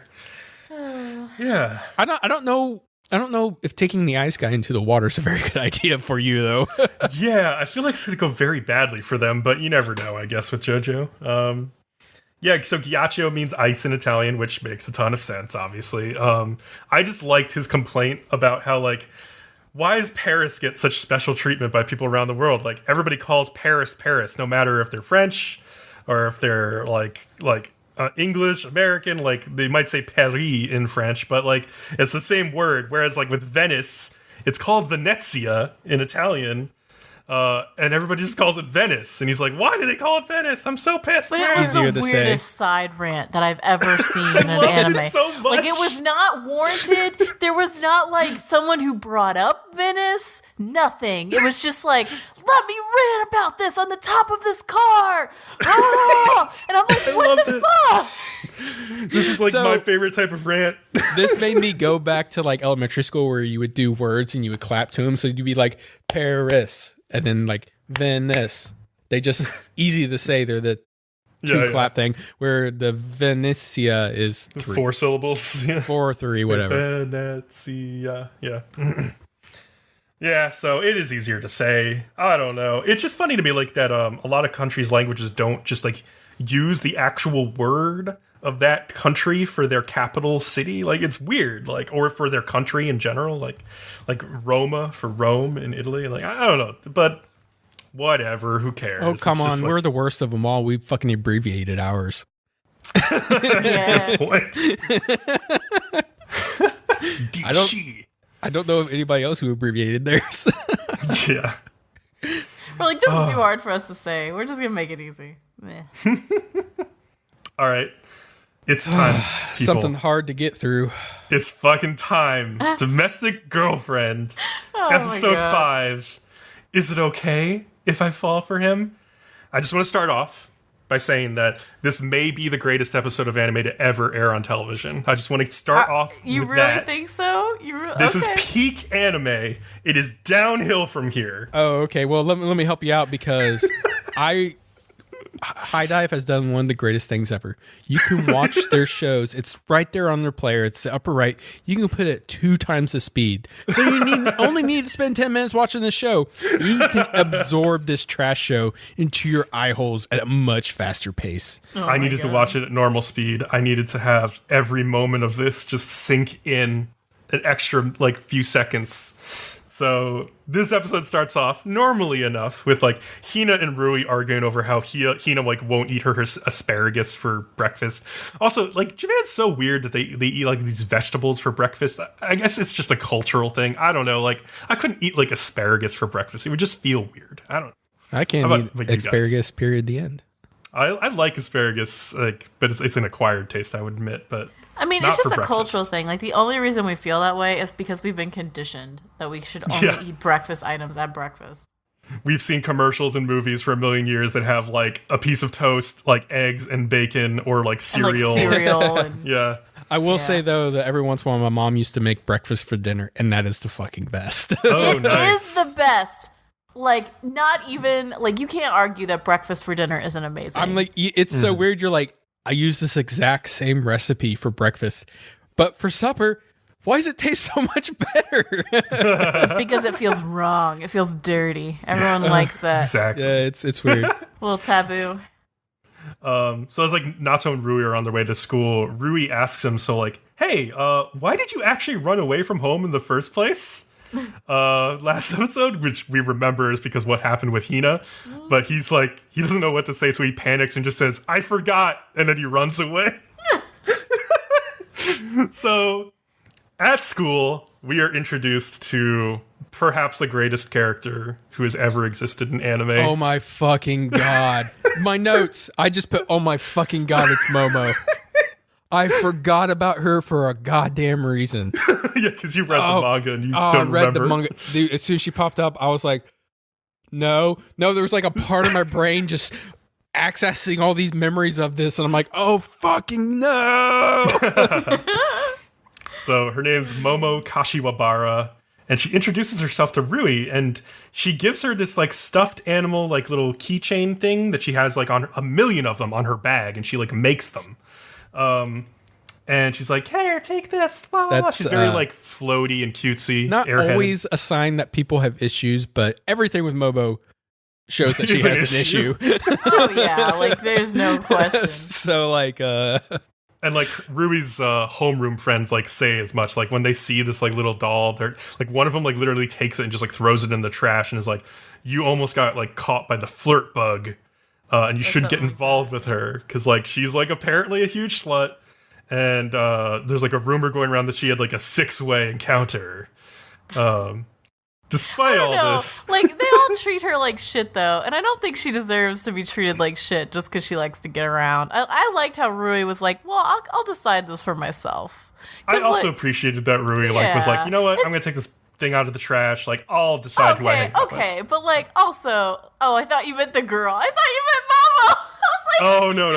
Okay, she may be a slut, but, like, that's her choice, and she's actually a nice person. So. Oh, no, yeah. She's all right. Yeah, like, she is very fucking weird, though. Yeah, I'm with Kat. I do not falter for sleeping with people. You do whatever the fuck you want. Yeah. So. During class, Momo made, like, a super creepy stuffed thing, again, that's supposed to look like Rui's head, and it's terrifying. Momo heads home with Rui, and on the way they get popsicles, and Momo like very suggestively licks her popsicle. It's pretty suggestive. I was like, "Oh, girl, you really need to lick it like that?" Like, So I think one of the reasons I like this episode so much is they just continue to layer on this stuff with like Momo. It's like one thing after another, and it just builds and builds and builds and builds, and like. I don't know, like Rui gets curious and she asks Momo like, hey, so how much experience have you had in relationships? And Momo's like, well, if I were to count, I think it's something like 30 people, but it usually doesn't end well. And so Natsuo bumps into Rui and Momo shopping at the bookstore. And Momo, like, almost immediately upon seeing Natsuo is, like, magnetized to him and starts flirting, like, immediately. So, you notice how Rui gets kind of jealous? Yes. Fucking Absolutely. get used to it. Oh, boy. As they leave, some guy on a bicycle, like, rides by them and, like, bumps Momo into Natsuo's arms, and she's, like, looking up at him, like, with these eyes, and, like, you can tell she's blushing. And by the time Natsuo leaves, like, 3 minutes later, Momo is already asking Rui if Natsuo has a girlfriend, if it's okay if she falls for him. And so, yeah, basically, Momo admits, like, she's just checking if Rui would stand in the way, and, like, Rui clearly is uneasy about it, but she says it's fine. and that's her own fault, like, because she did basically say, like, hey, I'm interested in this guy, I want to make sure you're not interested in him before I go for him. Oh, I made an observation about this show earlier. So, if you, like, look at the main title card or whatever for Domestic Kanojo on, like, my anime list, it's the three of them on a desk, but like, you know, the three monkeys, hear no evil, see no evil, speak no evil. Mm-hmm. Sure, yeah. It has the two girls covering his eyes, ears, and mouth. And it's just speaking to me like this show will go as far into the fucking depths of debauchery as far as it wants, because it hears no evil, it sees no evil, and it speaks no evil. And I'm just like that. I did not realize how appropriate this picture was for this show. That's somebody put some thought into that. Yeah, good on you. Yeah, that is interesting. So the next day, Rui leaves school early because she's feeling feverish, and Momo turns on the flirt. She goes up to Natsuo and is acting all like flirty, and hands him a note asking him to reply by line message, and like it's just like, do you want to go a date with me after school? And as she turns to leave, she makes sure that her skirt flies up, revealing that she's wearing like side tie panties. Which Natsuo is like, side tie panties, oh my god. Oh, yeah, I'm like, okay, calm down. Such easy access. Yeah. So it turns out Natsuo doesn't use line, so this doesn't go so well, so he just goes home to take care of Rui instead. And this is where, oh boy, let's go. Rui is feeling sick, she's very sweaty, and you know the trope in Japanese anime where like, when you're feverish, you're sweaty, so you have, like, your sister, your brother, like, wipe you down, like, wipe the sweat off. So she starts taking her clothes off, and she's like, oh, Natsuo, I need you to wipe me down. Mm-hmm. And he's like, oh, this is so weird. I'm having lewd thoughts about my Emoto. You're having lewd thoughts about the girl that you've already fucked. Of course you're having lewd thoughts about her. You've already done it. Like, and Rui is obviously, like, I feel like she's doing this like for a reason. Like she didn't need him to do this. Like she is also like kind of trying to flirt with him at this moment. It's her jealousy of Momo. It's her jealousy coming out a bit. But this show's still got to one up it. So Rui gets kind of open with Natsuo about Momo's feelings for him, saying like that just like a relationship between them would make her feel uneasy. and wondering what like he thinks of her. But her fever is getting worse, so Natsuo calls like the mother and asks like what he should do, and she tells him the key words of the episode.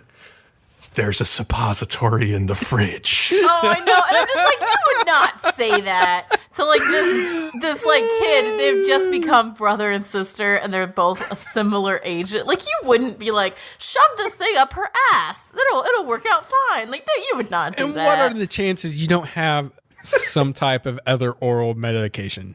I think Asian medicine, they do take suppositories more often than we do here. I think that's actually a thing, but it's still... You would still, like, just go home and take care of your daughter. Like, that's what you would do. Well, she needs the medicine right now, Kat. Right She's this gonna second. die if she doesn't get it up there.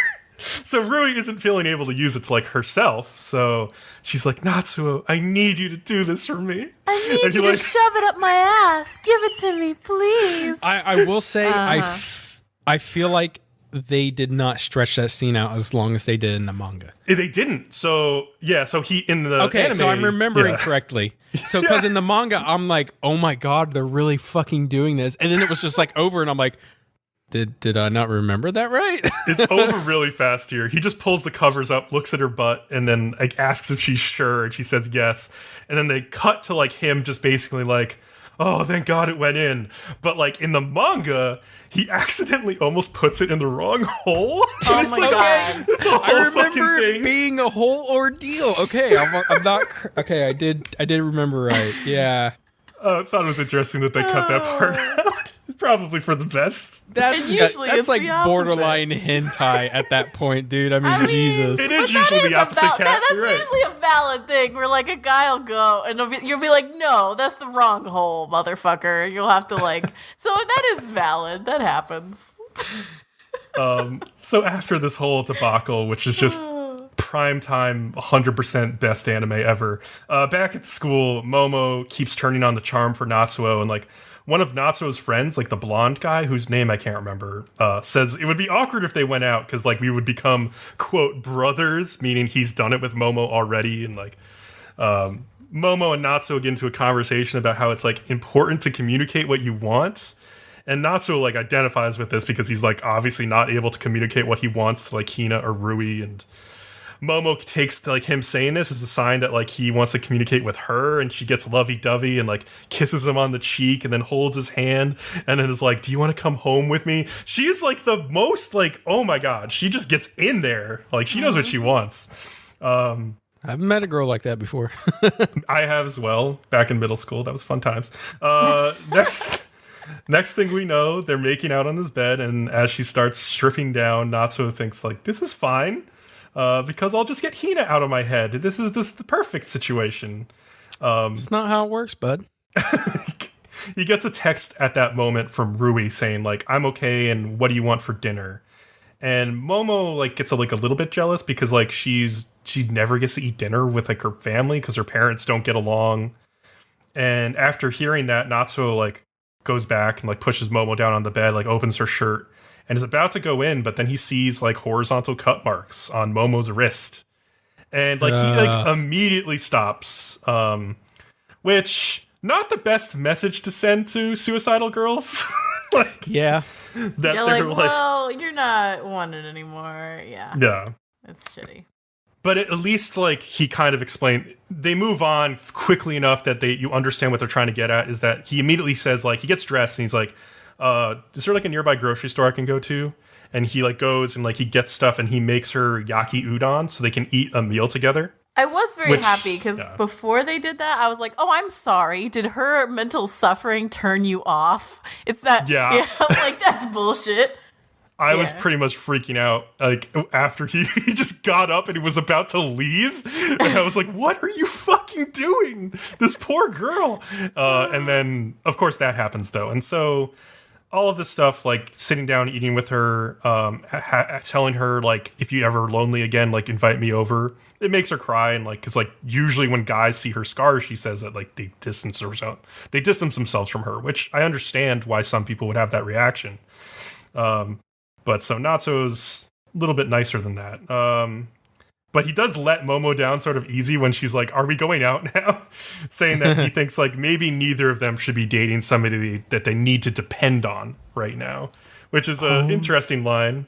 Or family. The show almost doing good things. Not. Almost. Yeah. Yeah, I guess this show really got up its own ass this episode. Ba-dum-bum. Oh god, I loved this episode. It was the most ridiculous shit ever for like 24 minutes, and I just couldn't get enough of it. It was so insane. Oh my god. Leo, I know you love it. Leo's like, I don't fucking love it. Jesus. Look at him. Got He's this so bitter. show, and then it's immediately followed by Love is War, and this is an awful second half for me, man. I'm glad it finishes fine though. All right, tell us about Kaguya-sama, Kat. Okay, here we go. All right, so episode 5. I don't know. I'm not gonna read the fucking skit names. It's dumb. It's too No, many. you picked it. You gotta. No, I'm gonna tell you about the skit. The names of it, it'll be fine. You don't need to know. I'll just stare at the picture we have of Chika in the document while you read. She Exactly. locks it, and then she half-asses it. I mean, what the fuck? Oh, you know what, Lilo? You can just shove a suppository up your own ass. How about that? Did you just call him Lilo? Like Lilo I and said Stitch? Leo. I want to stay up here and just look at Chika because it's the Oh my only God. redeeming thing about this whole fucking show. Okay, Oh, she's so cute. what? Yeah. You guys can just Like, I'm so surprised they could make such a good character like Chika and then just totally make like these two trash main characters. Just so bad. They're not total trash. They're just a bit tropey, but I don't think they're total trash. I don't know. Anyway, so one of the students goes to Kaguya about love advice, and she's like, well, I don't really like my boyfriend very much, and I want to break up, and I want to know how to do it smoothly. And I was just thinking in my head, oh, honey, there's no way to break up smoothly. You just do it, and you hope for the best. There's no way. And you find out, like, pretty quickly. I think they tell you later, but I kind of figured it out right away. It's the boy who Miyuki gave advice to about how to ask her out before. And I was just thinking, like, it's your mess, Miyuki. You clean it up. Like, anyway, so the girl says that she's not in love with him because this guy who she barely knew, like, kind of came up to her and, like, kabedoned her, and she just said yes, like, on reflex. And she doesn't know anything about him. And Kaguya asks kind of like, well, what qualities about this guy are nice that like you can think about and appreciate? And then lists a bunch of Miyuki's qualities. And now the student's like, well, that sounds like the president. That's the only person I know who fits those qualities. Uh-huh. And Kaguya's like, no. And she's just like vehemently denying this. Was she like his like menacing stare or something she mentions? Like, yeah. Suddenly Chika bursts in and offers to help as the love detective. And I love this little detail they do where they're like, why are you breathing hard, Chika? And she's like, well, I overheard you, and then I ran to the drama department to get this costume. Because she's got this, like, detective costume on. Oh, my God. she's so good. I know. So Chika kind of tells, I love how she's gotten more spunky. Like, at first she was just this, like, cute, sweet girl, and now she's, like, spunk. She's got a personality now. I like it. Every episode, Kat gives Chika another brain cell. Well, Chika does I keep getting agree, better yeah. and better, to be She fair. does. She gets better every episode. Anyway, so Chika tells the girl, like, Well, something in the show needs to get better. I mean, come on. Let's be honest. Leo, let's be honest. You're enjoying this show a little bit. I so you enjoy could just Chika. shut your mouth and When it's let me tell you only about it. the other two, it's awful every single time. It's never only them, though. It's always Chika. She always comes in. You know this. Anyway, so Chika tells the girl to imagine her boyfriend flirting with another girl. And she tells her that because she's upset when she imagines this, she must love him. And I was kind of like, that's kind of flawed. You can be jealous of someone and not be in love with them. Like, that's not... So I disagree with that, but I guess it's a good start. Meanwhile, Kaguya is very disturbed by this idea because she also imagined Miyuki flirting with someone else. Actually, she imagined him flirting with Chika. And she's like, oh, and just so furious. And now she's like, oh no, I can't be in love with Miyuki, and also I need to put this aside and like also give advice because this is going on. Yeah. So the girl is also wondering how she can interact more naturally with her boyfriend, and Kaguya recommends the Romeo and Juliet effect. That if you face obstacles together, you will bond more deeply. And I'm like, oh, well, I mean, you may, but you may also just have a false sense of like bonding and it not be real. Yeah. So, they're giving some really not so great advice right now. And then Chika sort of pokes her head in and is like, oh, you know who's the perfect villain? You should rebel against society. And she's like runs off and is like, you're right. And Kaguya is very disturbed and is like, did we just create two antisocial deviants? And Chika's like, no, I'm sure it'll be fine. And I'm like, ooh. But then you find out they just started volunteering for charity together. I'm like, that's Yeah, the most lame cute. thing I've ever heard in my life. Rebelling against better. society. You never hear of couples hooking up through charity? Oh, God. They just go behind, like, the building where they're asking for change and just fuck right there. Like, yeah! Like, no. Right behind the church. But yeah, so that was a little disappointing. I guess Miyuki was at the charity event too, though. And, like, Kaguya's like, oh, it's so cute. He's at the thing. And I'm like, that's fine, I guess.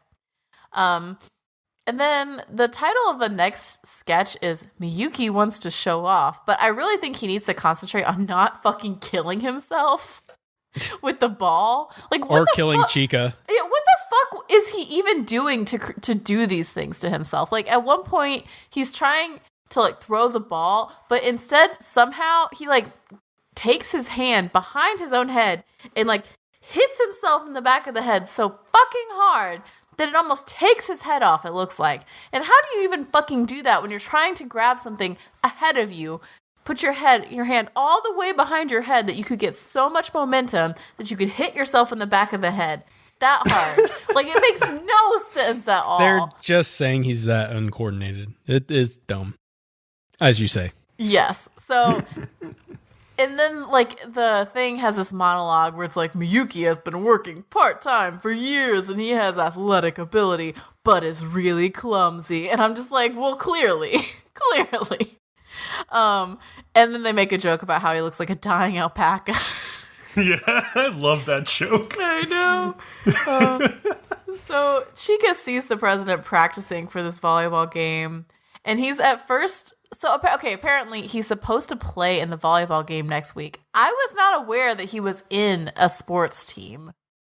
Is he? No, I think they're just doing volleyball in gym class, and, like, he can't look bad. I think that's what it was. Okay, because I was like, I don't understand what's happening. Because he wants to be, here. like, the perfect kind of, like, president. Okay, That's basically what it's saying is. I was like, is he filling in for a player that's injured? I was, like, so confused. And so he's practicing because he wants to look good. He's worried that Chika's going to spread it around that he's apparently terrible. But then he's like, oh, no, she's not going to do anything. She's an idiot. But, I mean, apparently she's more smart than you, and she's better at volleyball than you, so you should shut your fucking mouth. And so she tries to help him train. And it's like a whole week and a half that they train. And after, I think, 3 days of just constant training. So, we know my like of volleyball from Hakone Receive and playing a bunch of it. I'm just sitting there going, you need to master the underhand serve before you do the overhand serve. So we need to go back a step. Yeah. So yeah, after 3 days, Chika's like, well, you're now at the level of someone who just sucks at it. Compared to when you were a creature, you've made a lot of fucking progress. And I'm like, a creature, Chika. It's so savage. I love she's got this, like, headband on it that says ogre also. And she's got this, like, her hair back in a ponytail. Oh, she's so good. Oh, she's so cute.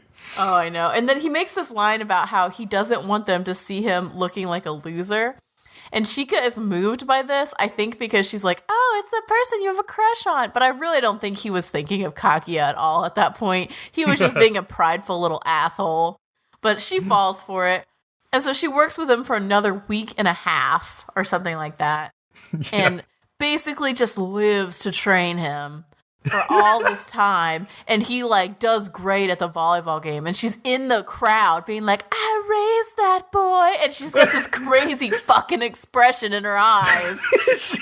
She's also got like scratches and bruises all over. Her little ribbon even has like a band-aid on it. Like her ribbon got hurt somehow. It's her line that's the best part. Not even how she looks, I raised that boy. It's just the best. And I was also pissed. Like, God, I felt bad for Chika. She works so fucking hard, and he's the only one who gets to look good at the end. Like, she doesn't get any fucking credit. I was like, Chika, you deserve, like, money. Like, something. There's this, like, little cut between the scenes where she gets, like, interviewed, and fan subs actually, like translated like this big wall of text that comes up on the screen. It's like what the interview is asking her. And they're asking is Shirogane some kind of like oriental wizard? What are his thoughts? What are your thoughts as his coach? And she's like, I refuse to ever do this again. It was great. Yeah. And then, okay, so the last sketch I thought was the weakest one. Again, it seems like always the last one is the weakest one. Basically, it's raining outside. Kaguya says her car has a flat, so she's going to walk home in the rain. My immediate thought, which is confirmed later, is that she fucking did something to that car once again. Yeah. Well, they show her doing it that time. Yeah, she's outside stabbing the fucking tires. They show her doing it at the very end of the episode. But at the very beginning of the skit, they're just like, oh, my car has a flat. And I was immediately like, no. Like, this isn't how things go in Kaguya world. But yeah, so the whole share an umbrella trope, like, they both want to do it because it's a trope. Mm-hmm. So basically they both have an umbrella, but that when they get outside, they both pretend they don't have umbrellas because they don't want to be the one who offers to share it with the other person because they're both little pussy-ass bitches. And so... they both just stare at each other dramatically, being like, oh, but I bet they have an umbrella and they're not telling either. And they're like so dramatic. And like Kaguya kind of lays out this point by point thing where she's like, and you took the train today, so you must have known about the weather. And so you must be lying about having an umbrella. And like his face is like, fuck, she has me. And then Chika comes out of the school and is like, I have an extra umbrella, and like fucking gives it to Kaguya. And then she like the way she runs back inside like gleefully is like just the funniest thing. Oh my god. Well, you know, the only redeeming thing about this final thing is Chika again. I actually thought there was one really good line because like Kaguya goes to like give the umbrella to Miyuki, and he's like, what are you doing? She's like, I'm subletting it. I'm subletting this umbrella to you. And I was like, wow, that's spoken like a true rich girl, like subletting. Yeah. Oh man. But yeah, so basically he's like, well, she tries to give the umbrella that Chika just gave her to Miyuki because she's like, I'm not going to ask you to join me. And then finally they come to an agreement, like Bcom said, and they walk off, like, stop being such stubborn idiots. And I'm like, all right, I guess it's over. And then I saw in the outro video, it's different. It's like the video is almost as if they are in a typical anime, right? Mm-hmm. Like with powers and stuff. It's kind of cute. But there's also a new character in the new outro, and you find out it's the treasurer, who apparently is never around. And that's why you haven't seen him until now. Interesting. Yeah, for sure. Yeah. And it looks like we're going to meet that guy next episode, finally. Yeah, so we'll see what he's like, I guess. I don't think that was a new ED, though. I think that was the same from episode 2 or something. I don't know. Maybe I just wasn't paying attention to the ED in episode 2. I just noticed. It's still just weird to me that they have this amazing ED and they only used it once. It's like, what are you doing? Yeah, why would you not use that again? Odd. But yeah, so I think that they're going to try and pair this new dude up with Chika. Mm-hmm. Who, maybe. Nobody deserves Chika, but like, true. It seems like he especially doesn't deserve Chika. So we'll see. I'm interested what his dynamic is and how he, because like we've been saying how like Chika breaks up the normal dynamic, but maybe he will as well in a different way, and that could be pretty funny. Mm-hmm. So yeah. Yeah. Chika was so good this episode. Chika is so cute. Like, I started out being annoyed with her, but the more spunky she is, the more I like her. By the end of this, I might actually really like her. We'll see. Yeah. Oh man, Kat is understanding. This is amazing. This doesn't happen often. All right, It but happens. her true personality was not revealed until at least like episode 3.5, episode I don't know. 4. Bcom and I kind of sensed it early on. No, so. you didn't sense it. You just thought she was a cute fucking girl. Come on. No, we saw Admit the it. potential. No. You don't get to pass it off as that. Oh, yeah. Just talk about Dororo. Oh, okay, well, I mean, if you really want to get depressing, because this whole episode is pretty sad. This so. show's kind of depressing. Yeah. First part of a 2-parter also. That's interesting. Okay, so let's everyone get out your handkerchiefs. Okay. I'll wait. Okay, so I don't have one. well, I mean, then you're gonna leak tears all over your face. Be calm. It's your that's own fine. fault. So, I'm used to it. Hyakkimaru is still trying to adjust to being able to hear at the beginning of the episode, and it's really bugging him. Suddenly, a bird monster just attacks them. And having, like, hearing is throwing Hyakkimaru off a lot. And he's having trouble fighting. And he's kind of getting his ass handed to him, if I'm being honest. Yeah. And also, during the fight, Dororo keeps yelling things like, "To your left!" Which is dumb, because I'm pretty sure Hyakkimaru was never taught how to speak languages because he couldn't hear when he was a kid. I thought that too. He wouldn't understand, words and what they meant and how it works. Yeah, because you can't teach someone a language they can't hear. That's a good point. Maybe he's still you judging can by do- like motions and stuff and, Like, and okay, body well- language. A language, yes, because of sign language. But as can't what the see spoken either. words are, no, absolutely not. Well, unless he's like reading lips, but I don't think he's doing that during the fight. No, he's definitely not doing that. Well, and I mean, I don't think he gets a clear enough picture of the people in the spirit vision that he sees to be able Right. to read lips, even That's a in good normal point. conversation. Yeah, that too. And there's a point in, like, later on the same episode where someone says something and he clearly understands what they said and walks off to do it, to do something Yeah. based on that. And I'm like, that makes no sense. He would not know what that person said. And it pissed That's a me good off. point. Yeah. So that's a hole unfortunately, in the storytelling. Also, the more I go into the show, the more I'm confused why it's called Dororo, because the main character is Hyakkimaru. So It is, but I don't know. I mean, Dororo is like the second main character, if there was one. So I'm sure he'll be. I mean, he clearly plays a huge role in like journeying with Hyakkimaru and like being the person who like delivers the audience that story. Sort of. I don't know. Well, I those mean, two are the but main is characters. My Hero so. Academia called Bakugo? No. Like, I wish it was. that would make no sense. I don't know. It's weird. So the older monk shows up and kills the big bird for them. And the older monk dude tries to get him to stop, tries to get Hyakkimaru to stop huddling in like a ball later that night. Because his ears are still freaking him out. And the guy's like, listen, you just gotta learn to deal with this. Stop being a baby. And of course, that doesn't do anything. But they tried. And in the morning, it seems like Hyakkimaru is better. And there's someone singing. And so he kind of limps after the voice and like into the forest to see who it is. Because he is still injured. He's just a little better. And it's a girl in the river, I think washing her hair. Yeah. And he Well, just walks maybe. up to her. Just cleansing her body. Well, he's attracted by her singing voice. Well, but like, It's okay, the that's not only why I was sound- surprised. But It's like, the think only about sound he has heard that sounds nice or good to him.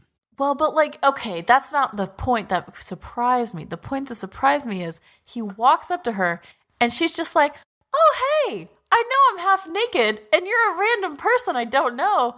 But hey, how are you doing? What's up Oh with my you? God, what profession would make you that Yeah. comfortable around other men? Well, but that's not even the part that she's naked. It's just that she's so friendly with him. Because even She's not naked. She's not fully naked, though. clothed. Well, Yeah. okay, but Yeah. think about this. Like, even as a prostitute, which you find out pretty quickly that she is. You like, figure it out pretty quickly, yeah, honestly. she would be suspicious of people just I would coming think up so. to her. I was having that too, but she also very quickly figured out he was blind and probably harmless. Maybe, but I don't know, because not all blind people are, by definition, harmless. Okay? True. So anyway, like weird unguardedness aside, she meets up with the rest of the group. Well, from her opinion, what's the worst he gonna do, other than killing her, is rape her, and she's pretty comfortable with it. She's learned how to live. Sorry, yeah, she's learned how to live with that. Was what I meant to say. Okay, that's not what she would be worried about, in my opinion. Like, she could live with that. What she's worried about is him killing her, which, in my opinion, if any guy comes up to you and you don't know him, that's a possibility that you should be concerned about. And, like, she is not concerned at all with that. And that worries me and makes me think that maybe she's not completely stable as a person, because you would normally be suspicious of that. She is kind of not completely stable once you see at the very end. Well, I mean, that's pretty... I understand why she was doing that. And we'll get to that later. Like, because that's a coping mechanism. Yeah. But anyway, so all of this aside, she takes him and Dororo and the old monk dude with her to this village that's just full of, like, handicapped kids from this bad war that went on. And they all are orphans, and, like, she's the only adult. And I'm just like, how the fuck did you get stuck with all these kids? Like, that's awful. And there's this kid that's Dororo's age. His name is, like, Takabo. Oh, did it make you think of Shirogane from Kakeru Circus? A little bit. Taking care of the kids? I didn't think about that. Good point. Yeah, I did, too. I did, though. What was her name? Eleanor or whatever? Yeah. Her last name was Shirogane, I think. That's all that matters. Yeah. They're all Shiroganes. Yeah. So, but yeah, Dororo asked Takabo, like, what can I do to help? And he also asked her, like, why is Mio sleeping during the day? And Takabo's like, Mio works at night helping the soldiers. And I'm like, oh, she's a prostitute. Yeah, like, same here. I was like, yeah, she's a prostitute. Yeah, but of course they're, like, completely clueless to this. And I'm just like, oh, the cuteness of youth. They don't understand what helping the soldiers at night means. That's so adorable. It's obvious why she'd be doing that, because, like, how else are you gonna make enough money to take care of all those fucking kids by yourself? Well, especially in that era, also is kind of the thing. Like, it's not really anything else she can do. Mm-hmm. Yeah, I mean, it makes sense, which is why we all came to the conclusion immediately she was a prostitute. Like, what else is she going to do at this time and period? Mm-hmm. Well, especially at night with a bunch of soldiers. So yeah, who are preparing for a oncoming battle. Like, yeah, exactly. So back at the father's land, things are not going well. They have a drought, and there's a landslide that year as well, because Hyakkimaru keeps defeating these demons, and, like, they are the ones making the land good. So, you know, and this is obviously causing a lot of strife.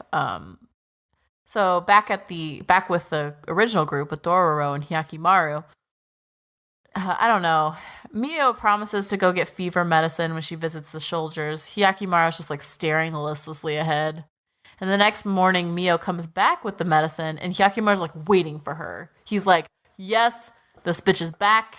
I want to hear her sing. And he, like, does this weird thing where he, like, mimics someone singing with his mouth. He's like a fish opening his mouth up and down.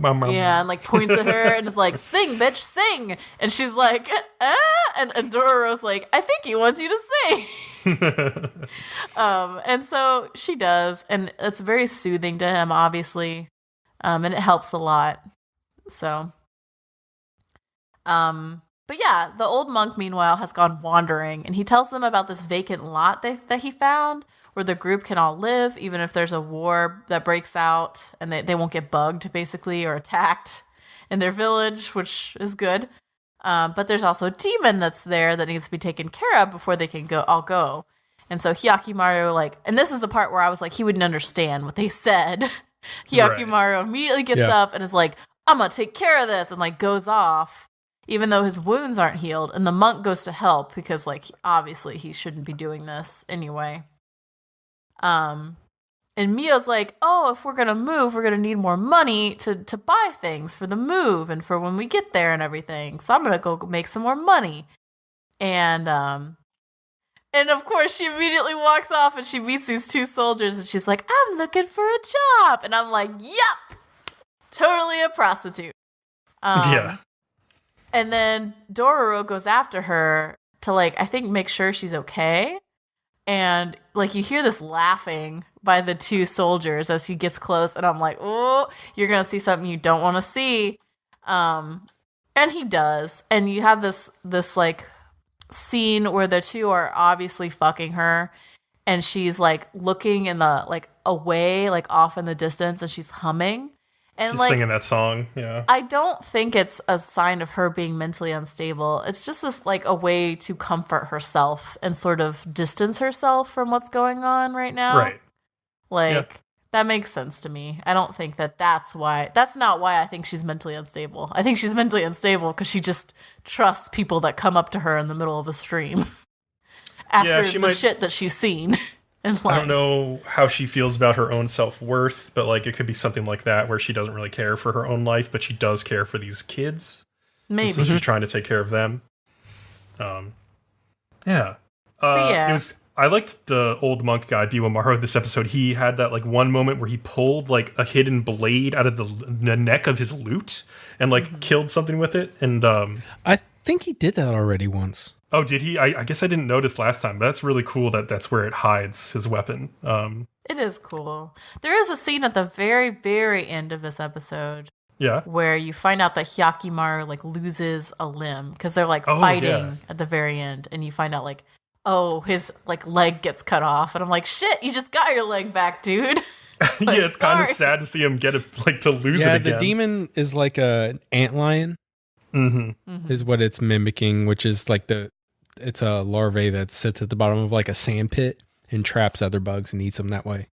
But yeah, it's kind of crazy because it like bites off his leg and you like see the fucking broken jagged bone and he's like ah the whole time. Yeah. And then but at the very end he gets his voice back also. He's like screaming because his leg has been cut off. And now I'm like really curious to see now bitten off. Or bitten off, yeah. Now that he has his voice back, like how he's going to learn to communicate, like, and if Dororo's going to like teach him how to speak or something, like that'll be really interesting to see. It will be, yeah. Kat, you called this episode a little, it wasn't dramatic, but a heartbreaker, like a downer, downer, and I just found that a little bit slow. Okay, it just seems sad. It seemed sadder. Like all of the episodes have been about serious material. But this one seemed more morose, more down. And I guess you could feel that as being slower, too. Yeah. It felt like this episode wanted the reveal of her being, like, a prostitute at the end to be, like, a big shock. But, like, I think we all knew all along. Immediately. Yeah. Immediately. Yeah, it wasn't like we were like, what do you think she's doing at night with soldiers? Ooh. Like, no. Like, I get why it's shocking to Dororo. Like, he's an innocent boy, kind of. Yeah, he wouldn't know. I wonder how they handle this in the manga? Is it considered the original anime? Well, the manga is the original. Oh, yeah, there is the original anime. I'm not sure. I don't know. Yeah, I just wonder how they handled that in that one. It would be interesting to see. But yeah. We'll see what happens next. I will say I was happy that Hyakkimaru's hearing issues like persisted into this episode because it would have been really lame if he was just like totally fine with hearing things now. Well, a lot of other episodes, we would have come into this and we would come into this episode and just been like, oh, he figured out how to get over it, and that was the end of it. Yeah, exactly.